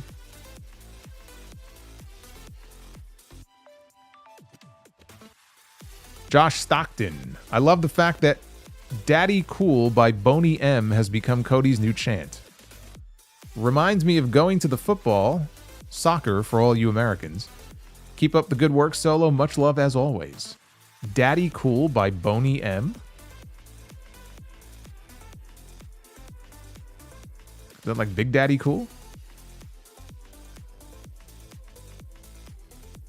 Jose Martinez. Let's get the spinner belt back with the new WWE logo on it. Well, actually, Jose, I got a better idea. Let's not. Hype Man Slimy. Prime Drink. Hogan Beer. Or an extra hour of SmackDown. My God. Do you want to get stabbed, shot, or burned? I'll take the Prime. I'll pinch my nose, and I'll drink the Prime. Arabian Night 2000. So much filler on these important shows. I don't get it. WrestleMania build is awful. Punk's promo this week, Rollins and Heyman last week, all just wasting time. They got TV time to fill. They found a way to kill time. Calling soccer football is a travesty, says Double S. Hardy Punk, heel Cena. Heel Cena versus Ryder, Eve Torres on a pole match. Yeah, Matt Cardona should want to get revenge all these years later. I think Matt Cardona has gotten over Eve. I think he's very happy with Chelsea Green. Hype Man Slimy, what the fuck Roman Reigns sufferin' succotash mean? I was 9 years old. See? You were a 9-year-old and even you thought it sucked and sounded stupid. You know, that came up on my feed. It's funny you mentioned that. That came up on my feed last week. I don't think that there has been another segment that I can recall in the last 10 years or so in WWE or anywhere where I had that much secondhand embarrassment.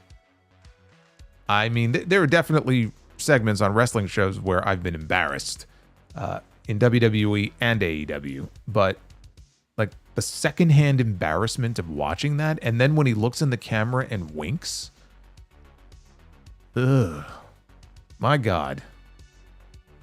How we got from that to the tribal chief, that is quite the transformation. KC1324. Yo, Solo. Why do I feel as if Triple H is protecting Cody from a promo showdown with Cena? Do you think it's a foregone conclusion that Cody retains at WrestleMania? Thanks for all the hard work.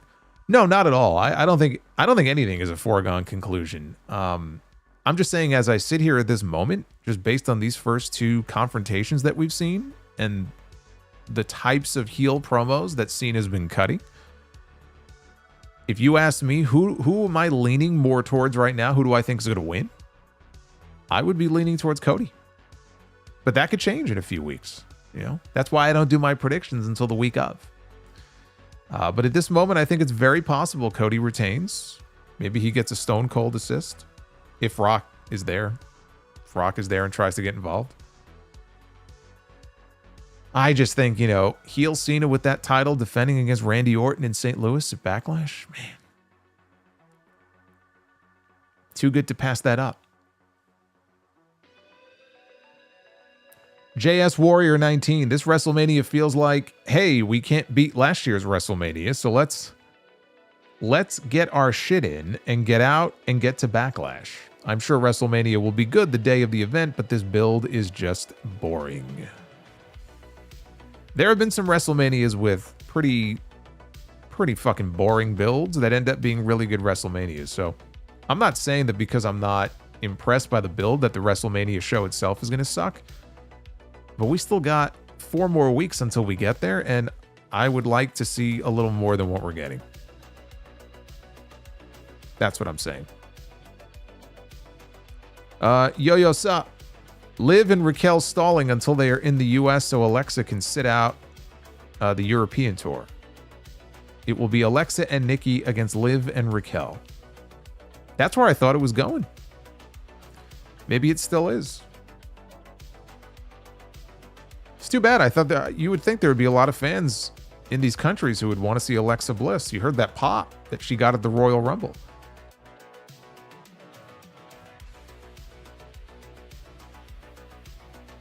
Maybe she worked it into her contract. No European tour. She wants to be at home with her child. Arabian Night, I hope AEW All In build this year is great because this WrestleMania build has been dull and boring. Becky staying away from all of this, smart decision on her part. I just love how, like, Seth is always doing these interviews and they always ask him, like, where's Becky? And even he, at this point, is like, look, she's going to be back at some point, but honestly, I don't know. Like, she'll be back when she's back. Like, even he doesn't know. Hype Man Slimy, one of my dad's favorite matches is Macho Man and Ricky Steamboat. But why? But why? You got to watch it, dude. They had a WrestleMania 3 watch-along last night on the WWE Vault channel on YouTube. My God, some of the comments in the comments section, holy shit. But I decided to sit in as I was doing some work. I was cutting up clips from the podcast for the YouTube channel, doing some thumbnails, and I'm watching WrestleMania 3, and I watched the Macho Man Ricky Steamboat match last night in full for the first time in many years. Fucking awesome match. It was great. I know Macho planned that match out move for move. I don't care, man. There's a reason why that match is still talked about all these years later. Like, they were working at a pace that you just didn't see back then. And you had Gorilla and Jesse on commentary. I could have done without the cameraman constantly cutting to a shot of George the Animal Steel's back. Look like the fucking rug I have on my floor here, but what a great match. So you asked the question why, brother, you got to go watch it. Then you'll know why. It's a sin, though. Whatever they dubbed over Dragon's original music that he used on that show. I know why, but it's such a sin. Because when they do that, it fucks with the crowd noise, too. So it just kind of ruins the whole thing. Antonio Taylor, they're really giving Chad the blue blazer gimmick, huh? Also, what do you dislike about modern wrestling from a directional standpoint? For example, wrestlers posing for the hard cam after every beatdown. Oh my God. You want to get into like the little nitpicky things, man? There's so many things. Well, I mean, the constant, like, everybody's got to point at the WrestleMania sign, right? That's fucking annoying. The idea that, I mean, we could talk about the way they segue into commercial breaks. There's kind of they have their formula for how they do that. You know, wrestlers, the constant pull-apart brawls that we've been getting lately, it's almost to the point of just, it's comedic at this point. There's a lot of little things that annoy me.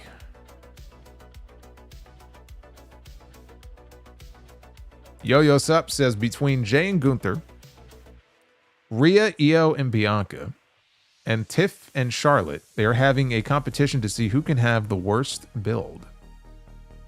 Well, Yeah, I mean, look, we've talked about how underwhelming it's been. Well, I have a question. I'll put this question back to all of you. Of those 3 matches that he just mentioned, Jey and Gunther, the women's, presumably the women's 3-way, and Tiffany and Charlotte, I think I already know what the answer is, but like, which of those 3 matches do you believe will end up being the best of those 3 matches at WrestleMania? The final boss. Oh, look at this. He can't be on Raw, but he's on the stream. The final boss dropped $6. Final boss is worth like fucking $500 million. He's dropping $6 on me. Rock needs to get back on TV. Something special is just missing without him. He's a huge miss. Cena thing just isn't hitting as well as the final boss. You almost sound like the final boss.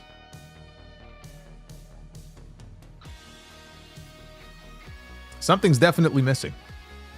I would say he was a pretty important part of the story, and now it's like he's just been forgotten about. But, you know, as is the case with The Rock, he disappears, and then one day he'll show up again, and everybody will go crazy for him. Hardy Punk heel Cena. Triple H's Hall of Fame speech gets interrupted by the final boss. Maybe that's why these shows are so underwhelming. Triple H is busy writing his Hall of Fame speech. Little Baby Fire Panda with the 48. We were 2 off. We'll call it 50. $50 super chat. Retiring from your job to yap about wrestling full-time is an absolute Chad move. What can I say? I would say that I would enjoy retirement, but I work more doing this than I ever did before. Thank you, Fire Panda. Luis Lopez. I feel like they are protecting Cody on the microphone. I don't think that's what's going on here. At some point, John Cena is going to have to speak. So I don't really see the point in protecting Cody. At some point, John Cena is going to have to cut a promo and react to what he is saying and fire back at him. And I think that he'll bring the best out of Cody. I'm not saying that Cody's going to be able to outdo him on the microphone, but that's what I'm waiting for. I'm waiting for that back and forth, man. Like, if we're not going to get physicality between them, because I can understand you want to hold off on that until Mania, or hold off on that until the week before Mania, right? They don't touch. I get that. But then you got to give us confrontation in other ways. And the easiest way to do that is to give us a confrontation on the microphone. Let them spit back and forth. And everybody, when I asked you the question before, I said, guys, look up any other Raws that John Cena is scheduled for. And everybody said he's not scheduled for anything else until after next week, until after Mania. If that holds, that means we get one more John Cena appearance and one more segment with Cody on TV. Which is unfathomable to me that ends up being the last time we see them on the same show before WrestleMania. Like, what a fucking waste that would be if it ends up that way. I always say the fun is in the journey. Like, the moment was the heel turn. It got everybody talking. It's a moment people will talk about for years to come. What happened at Elimination Chamber. And then we get the match at WrestleMania. But the fun, what makes wrestling fun is the journey getting there. And that's what these segments are all about. And they're not capitalizing on it. And if we really only have one left, I don't know what to say to that. Other than, man, that fucking sucks. Because there's so much being left on the table here. I just can't imagine they don't add him to more shows. But if they were going to, they would announce it.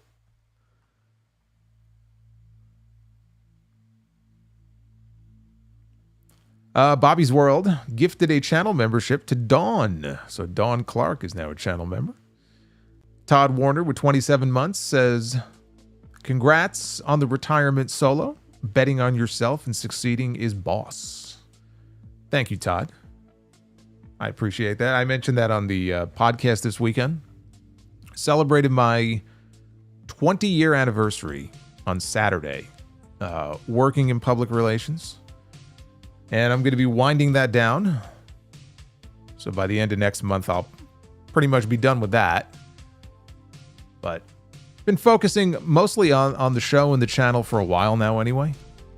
I can't say that it's going to be too radical of a difference from the way things have been, but now it's just putting that in the rear view and going all in on me and what I do. And I'm able to do that because of all of you. So I thank you for that.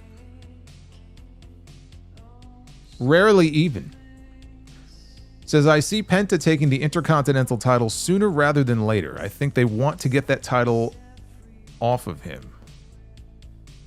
I think he means onto him. I see him as the Money in the Bank frontrunner. Penta with Money in the Bank? I don't know. I don't know if I see Penta with Money in the Bank. I don't know if he needs Money in the Bank. There's probably better options for that.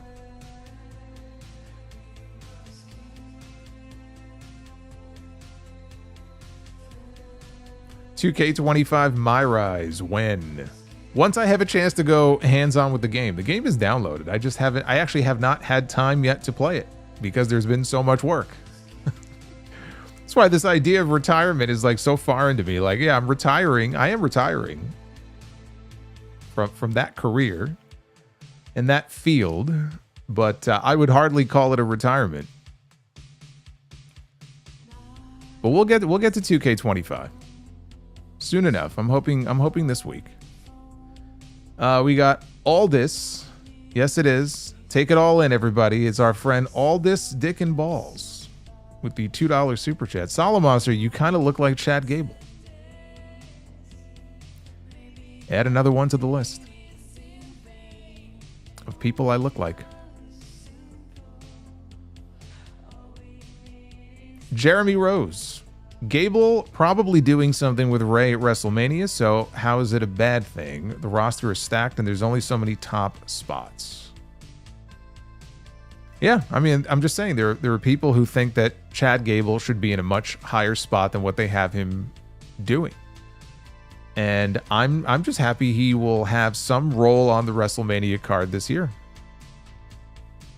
Because there's so many. Look at all the people who are not in the WrestleMania mix this year. Sami Zayn is likely not on the WrestleMania card. He main evented WrestleMania 2 years ago. Right? One of the nights. Sheamus? Where's Sheamus been?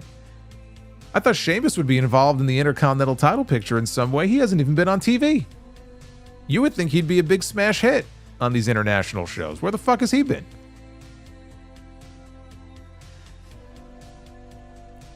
We got a super chat here from Fuck JBL, Fuck The Miz, Fuck Alberto Del Rio. Solomonster, you kind of look like Finn Balor. Well, I mean, I don't have abs like he does. Well, I mean, I do. You just can't see them. They're covered. EJ Slump with the $4.99. If you booked a 5-on-5 War Games match between the Heenan family and Heyman's guys, who are on the teams and who goes over? Oh, I don't know. I don't know about 5-on-5, but I mean, obviously on Heyman's team, you'd have Roman, you'd have Brock, you'd have to have Ravishing Rick Rude, you would have to have Stunning Steve Austin. Right, that's 4. I don't know. I don't know who the 5th guy would be. But as far as the Heenan family, I mean, you got to have Andre. How do you not have Andre the Giant on that team? Mr. Perfect would be on that team. You want to put Nick Bockwinkel in there? I mean, the Heenan family technically started in the AWA.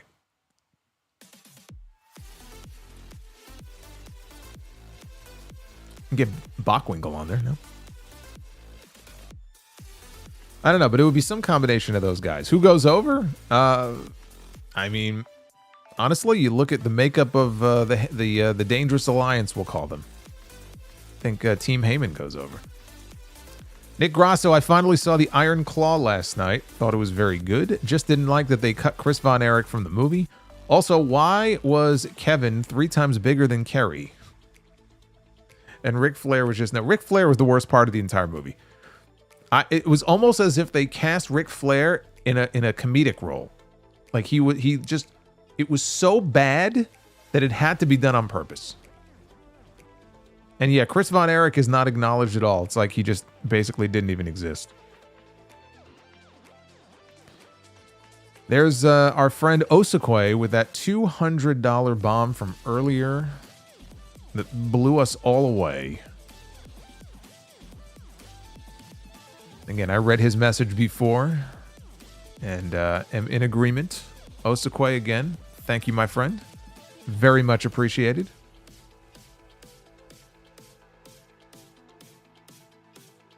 Oh, that's right. You know what? That's a good point. Rick Rude was actually a part of both, right? He was managed by Bobby, but he was also managed by Heyman. That's a very good point. I hadn't realized that. I would probably have him on Team Heenan, because I feel like Team Heenan would probably need him more than Team Heyman. It's a good point, though. Rarely even. Cena still has not even mentioned The Rock. Maybe they already had a falling out. They've already had a falling out. I survived the Shaker Heights spike with a $9.99. I feel that the reason that Cena never shot yet on Cody is that Cena only hates the fans and wants number 17. Cody is just in the way to him. Yeah, but still, you can cut a promo on the guy. You're having a match with him. You don't have to hate his guts, but you can cut a promo on. Shaker Heights Spike, by the way, one of the best tag team finishes, because I don't know how they never actually killed somebody with it. Like, you talk about dangerous looking moves. I'd have to be paid a lot of money to take the Shaker Heights Spike. Leopard Toes. I want Jacob Fatu to give me his moveset. I want Jacob Fatu to give me his Samoan werewolf. Easy there, Leopard Toes. Leopard Toes is getting a little hot. Gotta take a cold shower, my friend. The Yatagaratsu. Are we getting the Dark Side of the Ring reviews this year? I look forward to your review on the episodes as much as the actual show. Well, then you will be happy to know that, yes, we are going to be resuming the Dark Side of the Ring reviews starting on next week's podcast. The first episode of Season 6 is on Vice TV this Tuesday at 10. And so I'll watch it. I don't have Vice, so I end up watching it later in the week. I'll watch the show. The first episode is on the Hell in a Cell match in 1998, so But we'll see how it is. And then, yes, the reviews will be coming back. So that is some bonus content to look forward to. Bobby Means. I got a two-part question for you. Could you see Rey Fenix going after the U.S. title? And imagine if CM Punk's favor is Brock Lesnar. CM Punk's favor is not Brock Lesnar. I can almost guarantee. Rey Fenix going after the U.S. title, if he ends up on SmackDown, at some point, yes. At some point, he will go after the U.S. title. But not as long as LA Knight is the champion.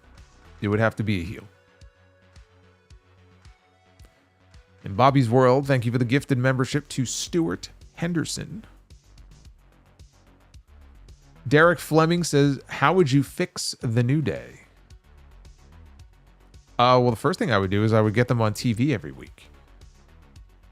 And then instead of them running around acting like a couple of goofballs, trying to be funny or trying to get cheap heat on the local sports teams, I would want them to go around and start wrecking some shit.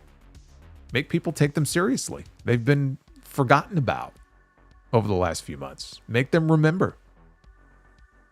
As far as the exact ways in which you would do that, I don't know. I'd have to sit down and plot it all out. Look at what we have to work with here on this Raw roster. One of the things I know I would do is I would get the tag team titles on them. I would not have the War Raiders drop those titles to anybody but the New Day. So you got to get those belts on the New Day first, and then let them have their run.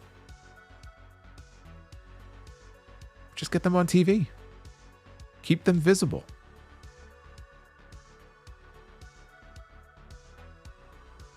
Alexander Solo, what will Cena say? That Cody was a mid-carder for 10 years? That he left for AEW? That he only became hot after Cena left for Hollywood? Yeah, that's exactly what he would say. That's exactly what he would say. I'm sure some or all of that would be part of his promo. Although he wouldn't say it exactly like that. Actually, that last point, though, would be good. I could see him saying that. The only reason you're standing here right now and you were able to finish your story is because I went on to bigger and better things and I allowed it. Right? Something like that.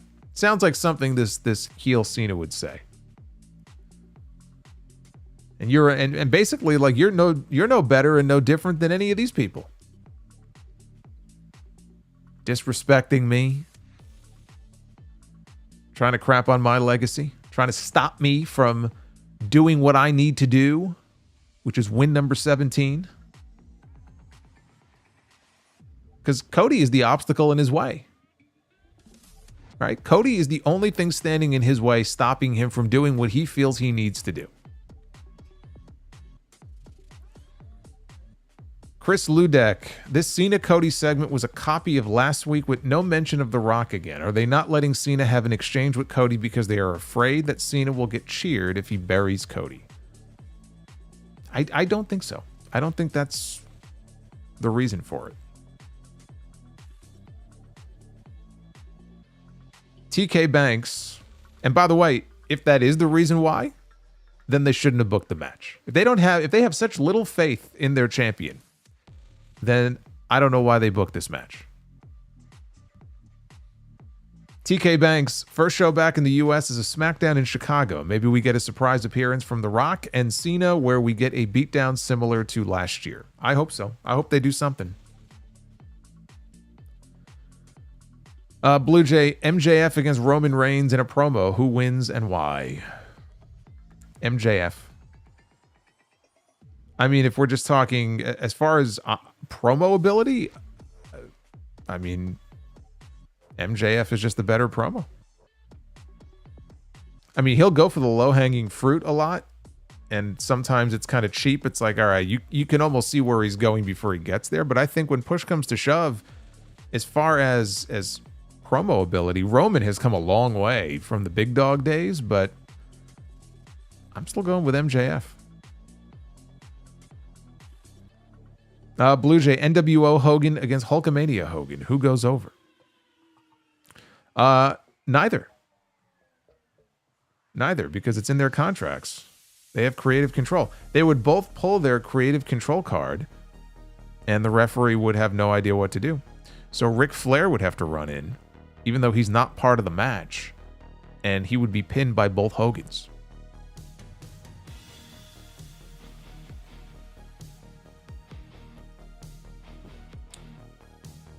Dorenzo. Really hope the pay-per-view of WrestleMania.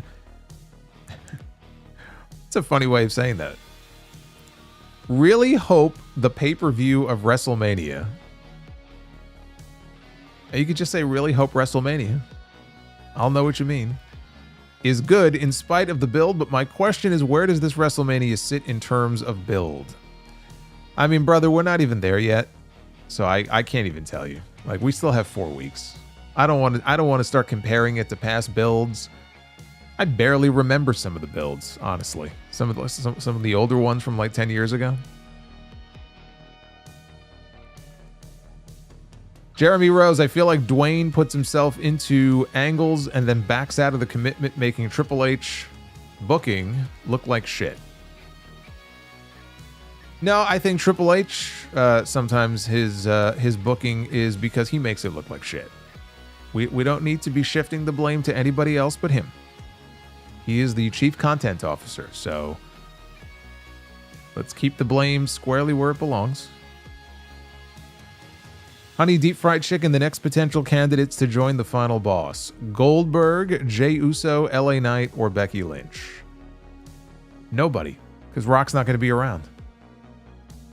I think people in their mind think it's going to end up being some sort of faction, and it's not. So I don't think it's going to be any of those. But if you made me choose who I think it would be or who I think would be best in a spot like that, LA Knight.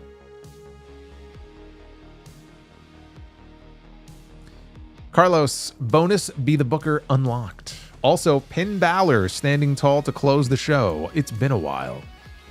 You better enjoy it, because that's about as good as it's going to get. Good old Finn Balor. Jeremy says, why did WWE in the 90s have themes with famous bands and rappers, but now they have tons of money and we get shitty themes? I am convinced that Def Rebel has something incriminating over Triple H, and I don't know what it is. Corporate officer number 1, I don't know. It could be anything.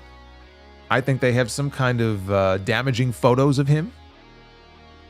It just boggles my mind how there is an acknowledgement across the fan base and even from talent.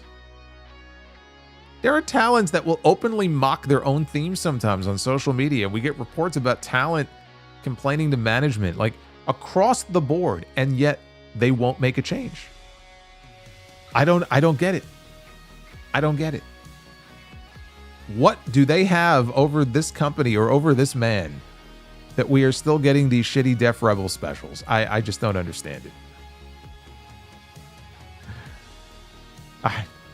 Dawn says Def Rebel has the alien video of South Park only involving Triple H. They got something on him.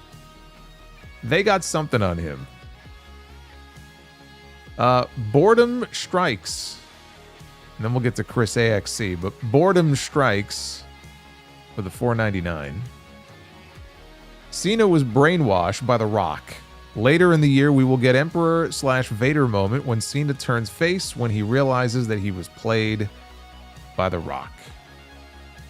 Oh, there'll be a redemption arc. I don't know if it's going to play out that way, but yeah, there'll definitely be a redemption arc for sure. He's not retiring as a heel. I guarantee you. He is not retiring as a heel. And Chris AXC says the Punk Seth Roman 3-way and Paul AJ feud seem like fallback plans. Didn't they tease AJ and Bron Breakker? Was the OG plan Roman Rock and Dwayne changed his mind? Can't see the 3-way being the plan all this time. I could see it being the plan. But the idea that Rock somehow factors into this and changes his mind on something is not far-fetched. I could believe that. Maybe one day we'll get like the WWE 24 documentary on the build to this WrestleMania, and the truth will come out.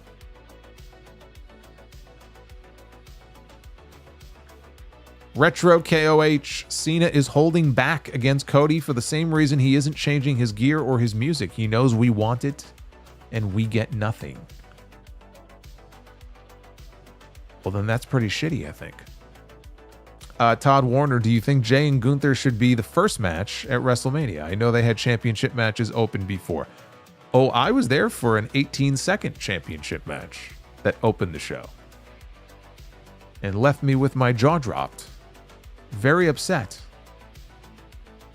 But to answer your question, yes. Yes, they can open the show with it. Correct me if I'm wrong. I'm almost positive that what ended up being Edge's last televised match before his retirement was his World Heavyweight title defense against Alberto Del Dipshit, and I believe that opened the show at WrestleMania 27. Honey deep fried chicken with flavor. I know how John Cena can get more heat. He steals Will Ospreay's hidden blade and using the pedigree. John Cena doing the hidden blade. Do you see how John Cena applies the STF? I can only imagine what a John Cena hidden blade would look like. Be like 6 feet between his elbow and the person's head. I always say, if there's a move like that you can't do better than the person who uses it or originated it, then you don't do it. Elijah Davis with the $9.99. One of the biggest heel turns in wrestling history, and the build to WrestleMania still feels dull. I feel like too many months of safe booking really makes this year feel like the stakes are not as high. Speaking of high, all those people who, after the Elimination Chamber, were like, This is the #1 heel turn of all time. This beats Hogan forming the NWO. Yeah, where are all those people now? Can you imagine if Hulk Hogan turned heel the way he did at Bash at the Beach in 96 and formed the NWO, and then we barely heard from him for the next like 3 or 4 weeks? It's ridiculous. Hardy Punk heel Cena says, Cena to Punk. Everything you did, I did better, including AJ. Oh, man. Look at that. Yo-Yo Sop says, what's your female Mount Rushmore of women promo / character work in the PG present era? Also buy or sell Billy Starks or Julia Hart on your roster. Julia Hart. Female Mount Rushmore of women promos? I mean, AJ's pipe bomb on the Divas has to be on there. For sure. Character work in the PG era? Timeless Tony Storm is on there without a question.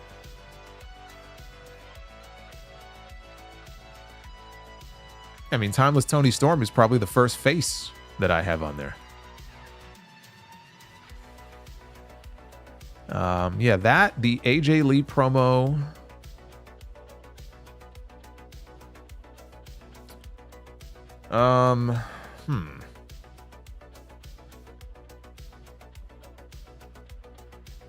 What else would I have on there? I don't know. That's a tough one. I got to think about that one. Rarely even. I phrased that wrong. I think they want to put the IC title on Penta and get the title off of Breakker. I think Bron is the prime candidate for Money in the Bank. Oh, yeah. You completely phrased that wrong. I can buy into Bron Breakker more than Penta right now, like this year, as far as Money in the Bank. But even Bron Breakker, I don't know that he needs it. I don't know. I don't look at like an ass-kicking character as somebody who needs to walk around with a briefcase. Bret Hart. Solomonster, you kind of look like Harley Cameron. Harley Cameron or Harley Graham?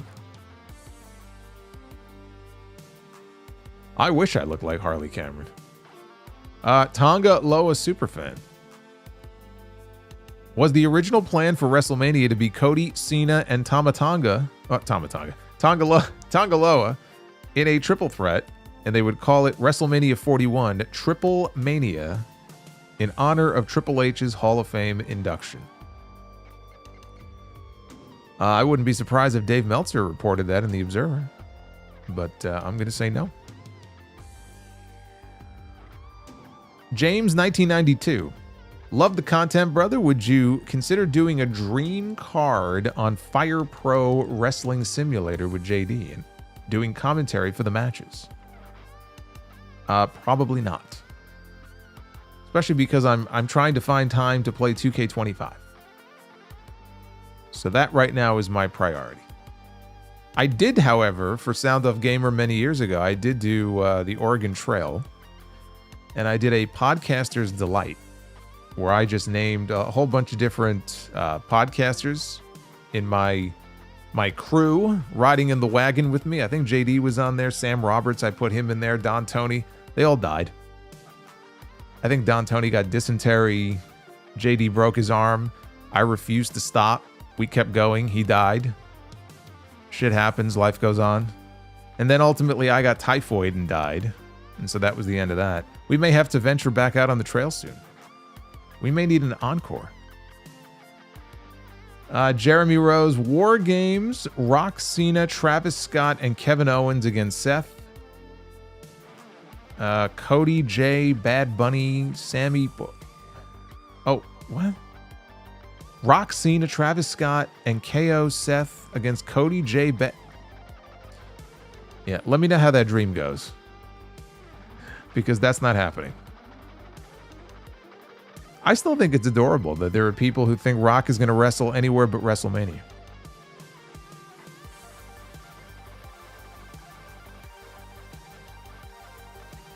Hardy Punk, heel Cena.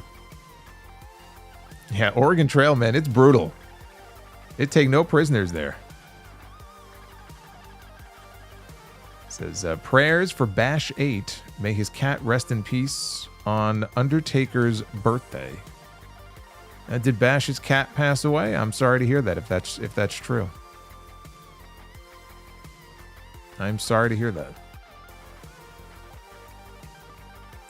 Elijah Davis. 9 months of membership. Congrats on retirement. I have one question. How old is the Solomonster? You don't look a day over 29. Whatever your secret is, please share it. I know it's not watching Raw every Monday. No, actually, I'm kind of shocked. All those horrible Raws back in like 2018, 2019, that it didn't age me like 15 years. Well, I mean, if I told you, it wouldn't be a secret anymore now, would it?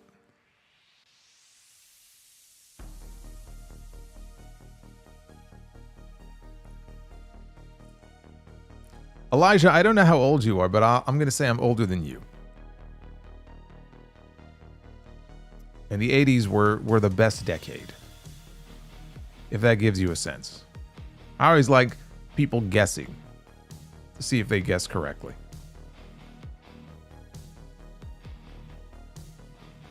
Blair Davis. Solomonster, if you were in WWE and they gave you a first-time contract to be a ringside manager, head of creative, or active wrestler, which one would you be and why? Well, I definitely... active wrestler is not me. I'd like to be a manager. I'd like to be a manager. I feel like I would have a knack for getting people to hate me. And could probably make money that way and maybe help some people get over.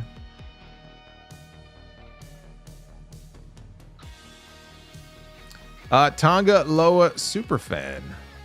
Oh, we got a whole look at this. We got a whole bunch of guesses here in the chat, and there's a lot of wrong guesses in the chat. Darksider, thank you. Emperor Comet says Solo is 18. Solo is of drinking age. I'll tell you that.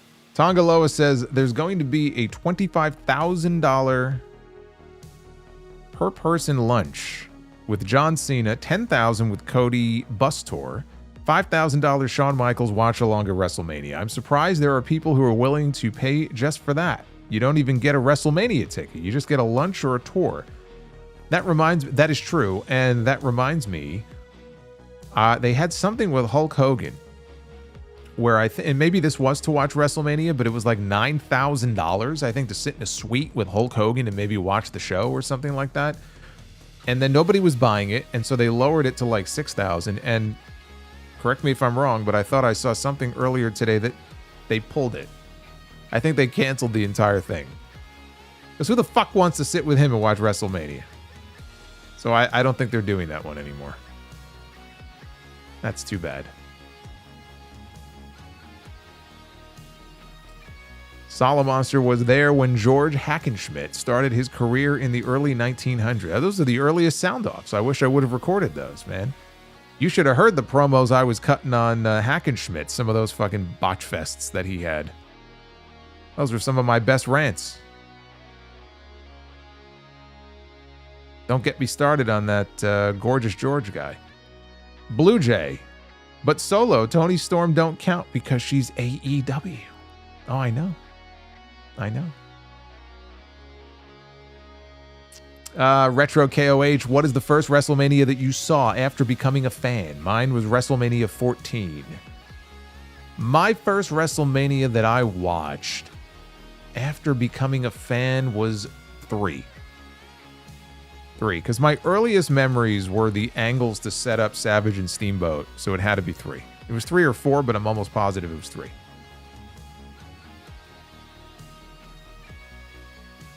Solomonster saw the debut of Luthez. The Mount Vernon Kid, Christopher Bennett. Hey, Solo, got a thought scenario for you. Hypothetically, Queen Aminata to NXT, Willow Nightingale to NXT, Jamie Hayter to main roster. I'm going to say Queen Aminata to NXT, Willow Nightingale and Jamie Hayter both to the main roster.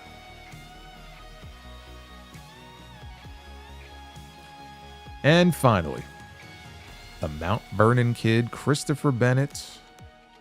Saraya wants to return to WWE and tag with Rhea Ripley. I would like to tag with Rhea Ripley as well, but we can't always get what we want. There you go. I believe that is all of your messages. And there were a lot of them. Solomonster was around when wrestling was just at circuses. Yeah, I was around there for the Carney days, man. All right, well, we smashed our goal earlier tonight. So not only are we doing one round of Be the Booker, but we are actually doing 2 rounds, if you can believe it. 2 is always better than 1. I mean, that could apply in so many ways. Let's Be the Booker. Ladies and gentlemen, it is now time to be the Booker. Isn't that what Tommy Dreamer said once upon a time in ECW? I'll do them both. I'm hardcore. Tommy must have hit his head that night because he came out a few weeks ago and said that he thought the cage match between CM Punk and Seth Rollins may have been the best cage match of all time. Poor Tommy.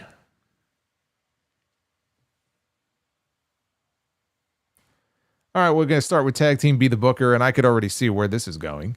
We begin with Well Done, because you see, one of them is named Timothy Well, and the other one is named Stephen Dunn. Ha-ha. Haha. That's so funny. Get it? Well done. Well done. Thank you, Vince. Ugh. All right, Well Done. Well Done is going to... Oh, jeez. Oh, my God. I don't even know what to say to this. Well Done against Veer and Sangha. You know what? That may be like top 10, one of the worst matches that we've ever booked here in Be the Booker. Wow, is that horrendous. Well Done against Veer and Sangha. That truly, maybe top 5, not even top 10. That is one of the worst matches that we have ever booked.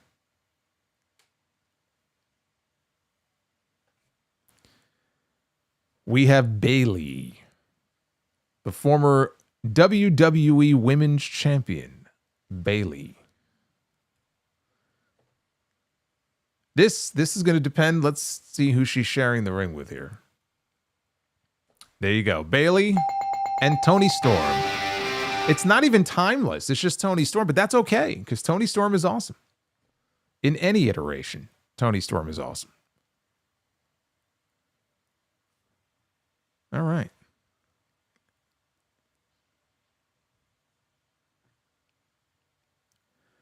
Our first of 2 main events, although some people watching this will say it's not a real main event because it's not the second one. But we get 2 of them, just like we're going to get at WrestleMania. And we begin with Switchblade, the former IWGP World Heavyweight Champion one, Jay White, is in the main event of our first night. Who will his opponent be? The suspense is killing me. Let's find out. Jay White against The Miz.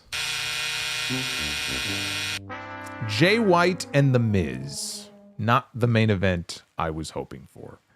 If we would have landed on Randy Orton, Jay White and Randy Orton, Jay White and Cody Rhodes, Jay White and Seth Rollins, I could get behind that.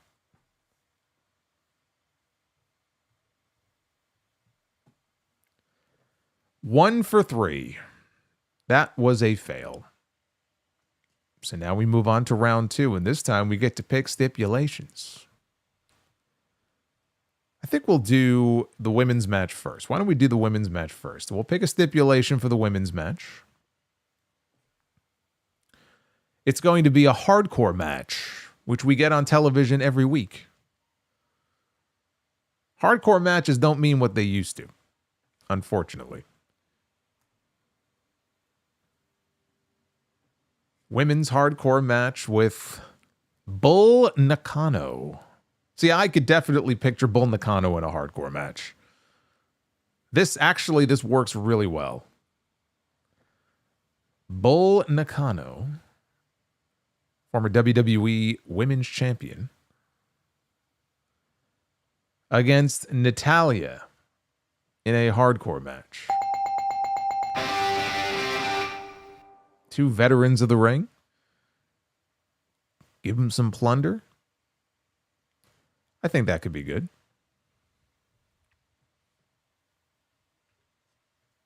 Now we go to the tag team match. Doing things a little bit different this time. A Monsters Ball match. Has there ever been a tag team Monsters Ball in TNA? Or have they just been singles? You know, Natty, you talk about, Natty in a hardcore match. Natty is going to be wrestling at the Josh Barnett Bloodsport show next month, the Thursday before WrestleMania. I'll just have you know. All right, well, tag team Monsters Ball. This should be interesting. Oh, my God. We have Mansoor, or let me say it right. I know in AEW it's the MXM collection, but they will always be Mansoor and Massey. In a Monsters Ball match against Kane and the Big Show. Fuck off. Fuck off with this. It got so bad there for a while. I remember when I just said, I just want Kane and Big Show in a quicksand match. And that way they sink to the bottom and we don't have to watch them on TV anymore because it was so ridiculous. Towards the end there, especially with the authority stuff, like, just get them off my TV, please.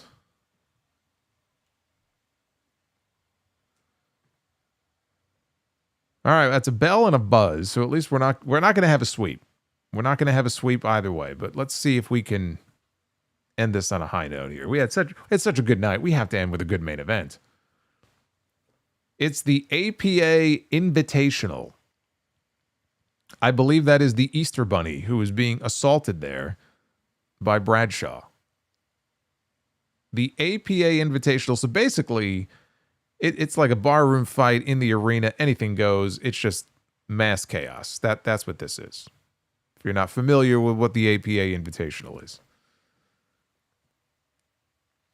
This is Heroes of Wrestling level bad.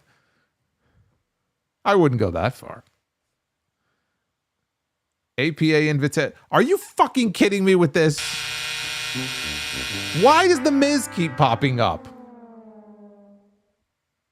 We don't even see him this much on TV. Why is he popping up on my screen so much? No, we're not doing this. I'm making an executive decision. I'm the commissioner of this league, and I say we pick again. Fuck this. Enough of this shit. APA Invitational. You know what? I should have left well enough alone. We go from The Miz to Omos. We go from The Miz to Omos.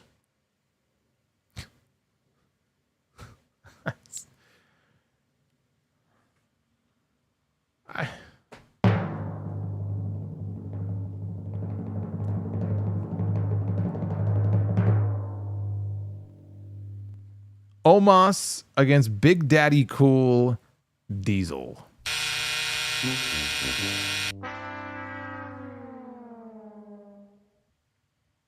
In an APA Invitational, no less.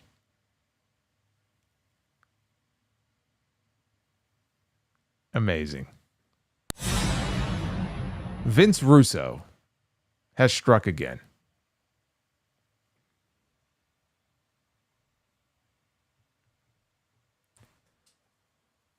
I tried. I don't know what to tell you. I tried. Put Kevin Nash and Omos in an APA Invitational. Smells like a Russo special. This is an all-timer, says Mary. Oh, it's an all-timer, all right. It's an all-timer, all right.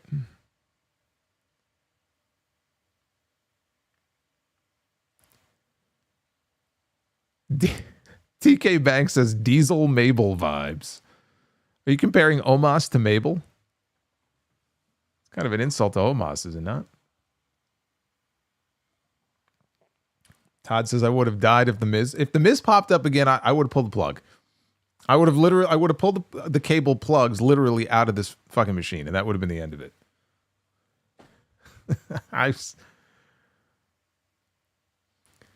Raph says you would never expect the finish of Veer versus Swerve. I wouldn't. And Ace of Master says automatic thumbs down for the show for AI usage and Gulf of America. Oh, you're talking about the Grande Americano segment. Did they use AI? I just thought it was shitty art that they were using. I guess so. Are you surprised, though? None of this should be surprising. Ace of Master. Thank you for the $9.99. I appreciate it. Oh, we got Hardy Punk, heel Cena, who's been on a roll tonight. Miz, bigger heel turn on Solo than Cena on Cody. Yeah. Yeah. Feels like it.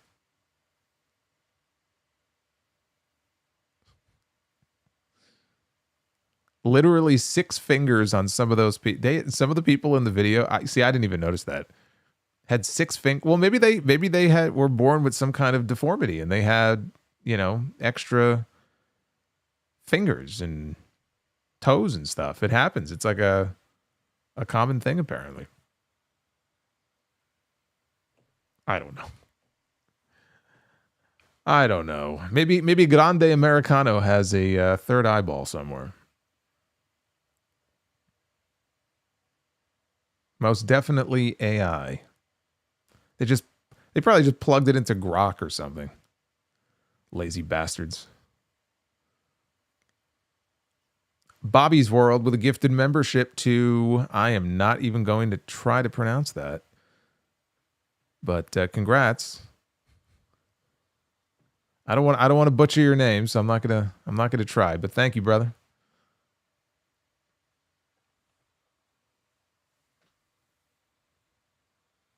Yeah, Grant says my little cousin was born with an extra finger. It's actually I would say common, but like it happens. It happens.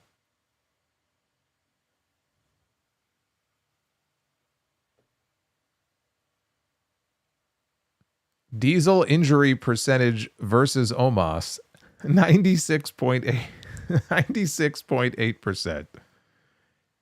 Well, I mean, it depends. I mean, back then, I don't think Diesel was getting hurt too often. If it was kind of later stage Kevin Nash, then maybe.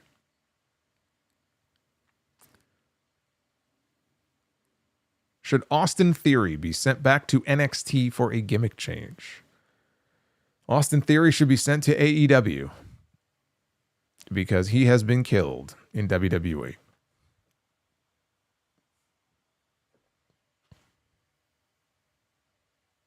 Did Road Dogg get fired? No, Road Dogg is one of the lead writers on SmackDown.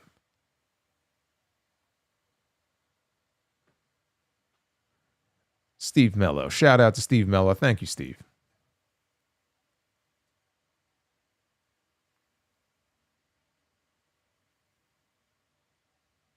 Base Beerus, did the Weasel Heenan have go away heat like X-Pac? No.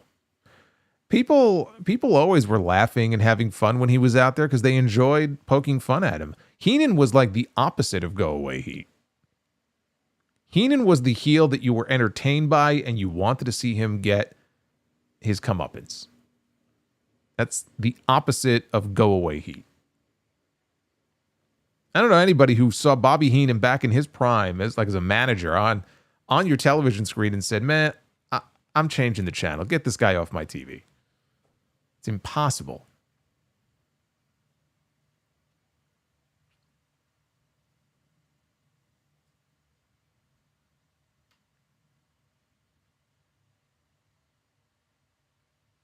Nash messed up his knee when he was playing basketball. I think before he even got into wrestling, he had 24 knee surgeries. So yeah, I mean, his knee problems go back to when he was playing basketball. He came into the wrestling business already with fucked up knees. And when you're as big as he is, 6'10", yeah, I mean, that's not a good thing.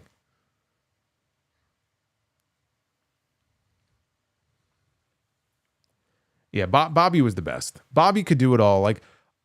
Honestly, when I think of who was the greatest of all time in wrestling as far as the total package. He could work, he could talk, he everything that you could think of. He came in as a wrestler. He could wrestle. He could manage. He could do commentary. Anything you needed him to do, he could do. Bobby was the best. Bobby is the GOAT. Plain and simple. MGM Ballin with a gifted membership to Hardy Punk, heel Cena. Look at that. See, it paid off. As active as he was tonight, he got a random membership here from MGM Ballin. How about that? Well, this has been a very fun stream. We got Base Beers here. Cross should tempt and corrupt Adam Pearce. He should. And then he should get his job. And Karrion Kross becomes the new general manager of Monday Night Raw, with Scarlett as his executive assistant. MGM Ballin says, Solo, you kind of look like half of Derek Jeter. Oh my God. I don't know how to respond to that. Ace of Master, thank you for the gifted membership to EJ Slump. EJ got that membership assigned to him. So you can thank Ace of Master for that. Half of Derek Jeter. Oh my God. Oh, man. Does that mean that after a night out with the lady friend of the week, I only have to send half a gift basket? All right, so the next time I'm going to be live with you here on this channel will be Wednesday night for the Dynamite post show, AEW, and then Friday night, SmackDown in London. So it'll be another earlier stream. I want to say it's probably a 3 o'clock Eastern showing. I got my VPN ready. If you want to watch SmackDown early and you're here in the States, I got a VPN link for you. Check the description down below. Get yourself 4 months free with a membership. So I'll watch SmackDown earlier and then probably go live same time as I did Friday, whatever that was. I don't even remember what it was. What was it? 8 o'clock, 9 o'clock? Something like that. We'll go live a little bit earlier on Friday night for SmackDown. Tomorrow night, I'll be live over on JD's channel for Tuesday Night Titans. We will have a lot to discuss on that show as well. So you're going to get a lot of me this week. If you're not sick of me by now, you will be by the end of the week. EJ with the $4.99. My teams would be Brock, Punk, Roman, Big Show, and Austin. Oh, yeah, that's right. I forgot about Punk as a Heyman guy. Against Flair, Perfect, Andrade, Haku, and Bockwinkel. Rude comes out, screws Heyman, and Heenan. Family wins. I like it. And Hardy Punk heel Cena with a thank you to MGM Ballin for the membership. See, we all look out for each other here. We all look out for each other. Be well. Stay safe. Thank you for all of the support tonight. This was a tough day. Today was the 10-year anniversary of my father's death, which I know many of you who have been listening to me for many, many years remember, because I talked about it at the time on the podcast. I shared all of that with you at that time. It's impossible for me to believe that it's been 10 years. Like, wow. But yeah, so today was the 10-year anniversary of that. Wednesday, it's going to be 7 years since I lost my mom. So yeah, this is not my favorite time of year. So I enjoy spending my time with all of you even more than usual. So I should be thanking you as much as some of you thank me. But I will see you back here very soon. So until then, be well, stay safe. I will see you on TNT and then back here for the Dynamite post show on Wednesday night. Until then, take care, guys.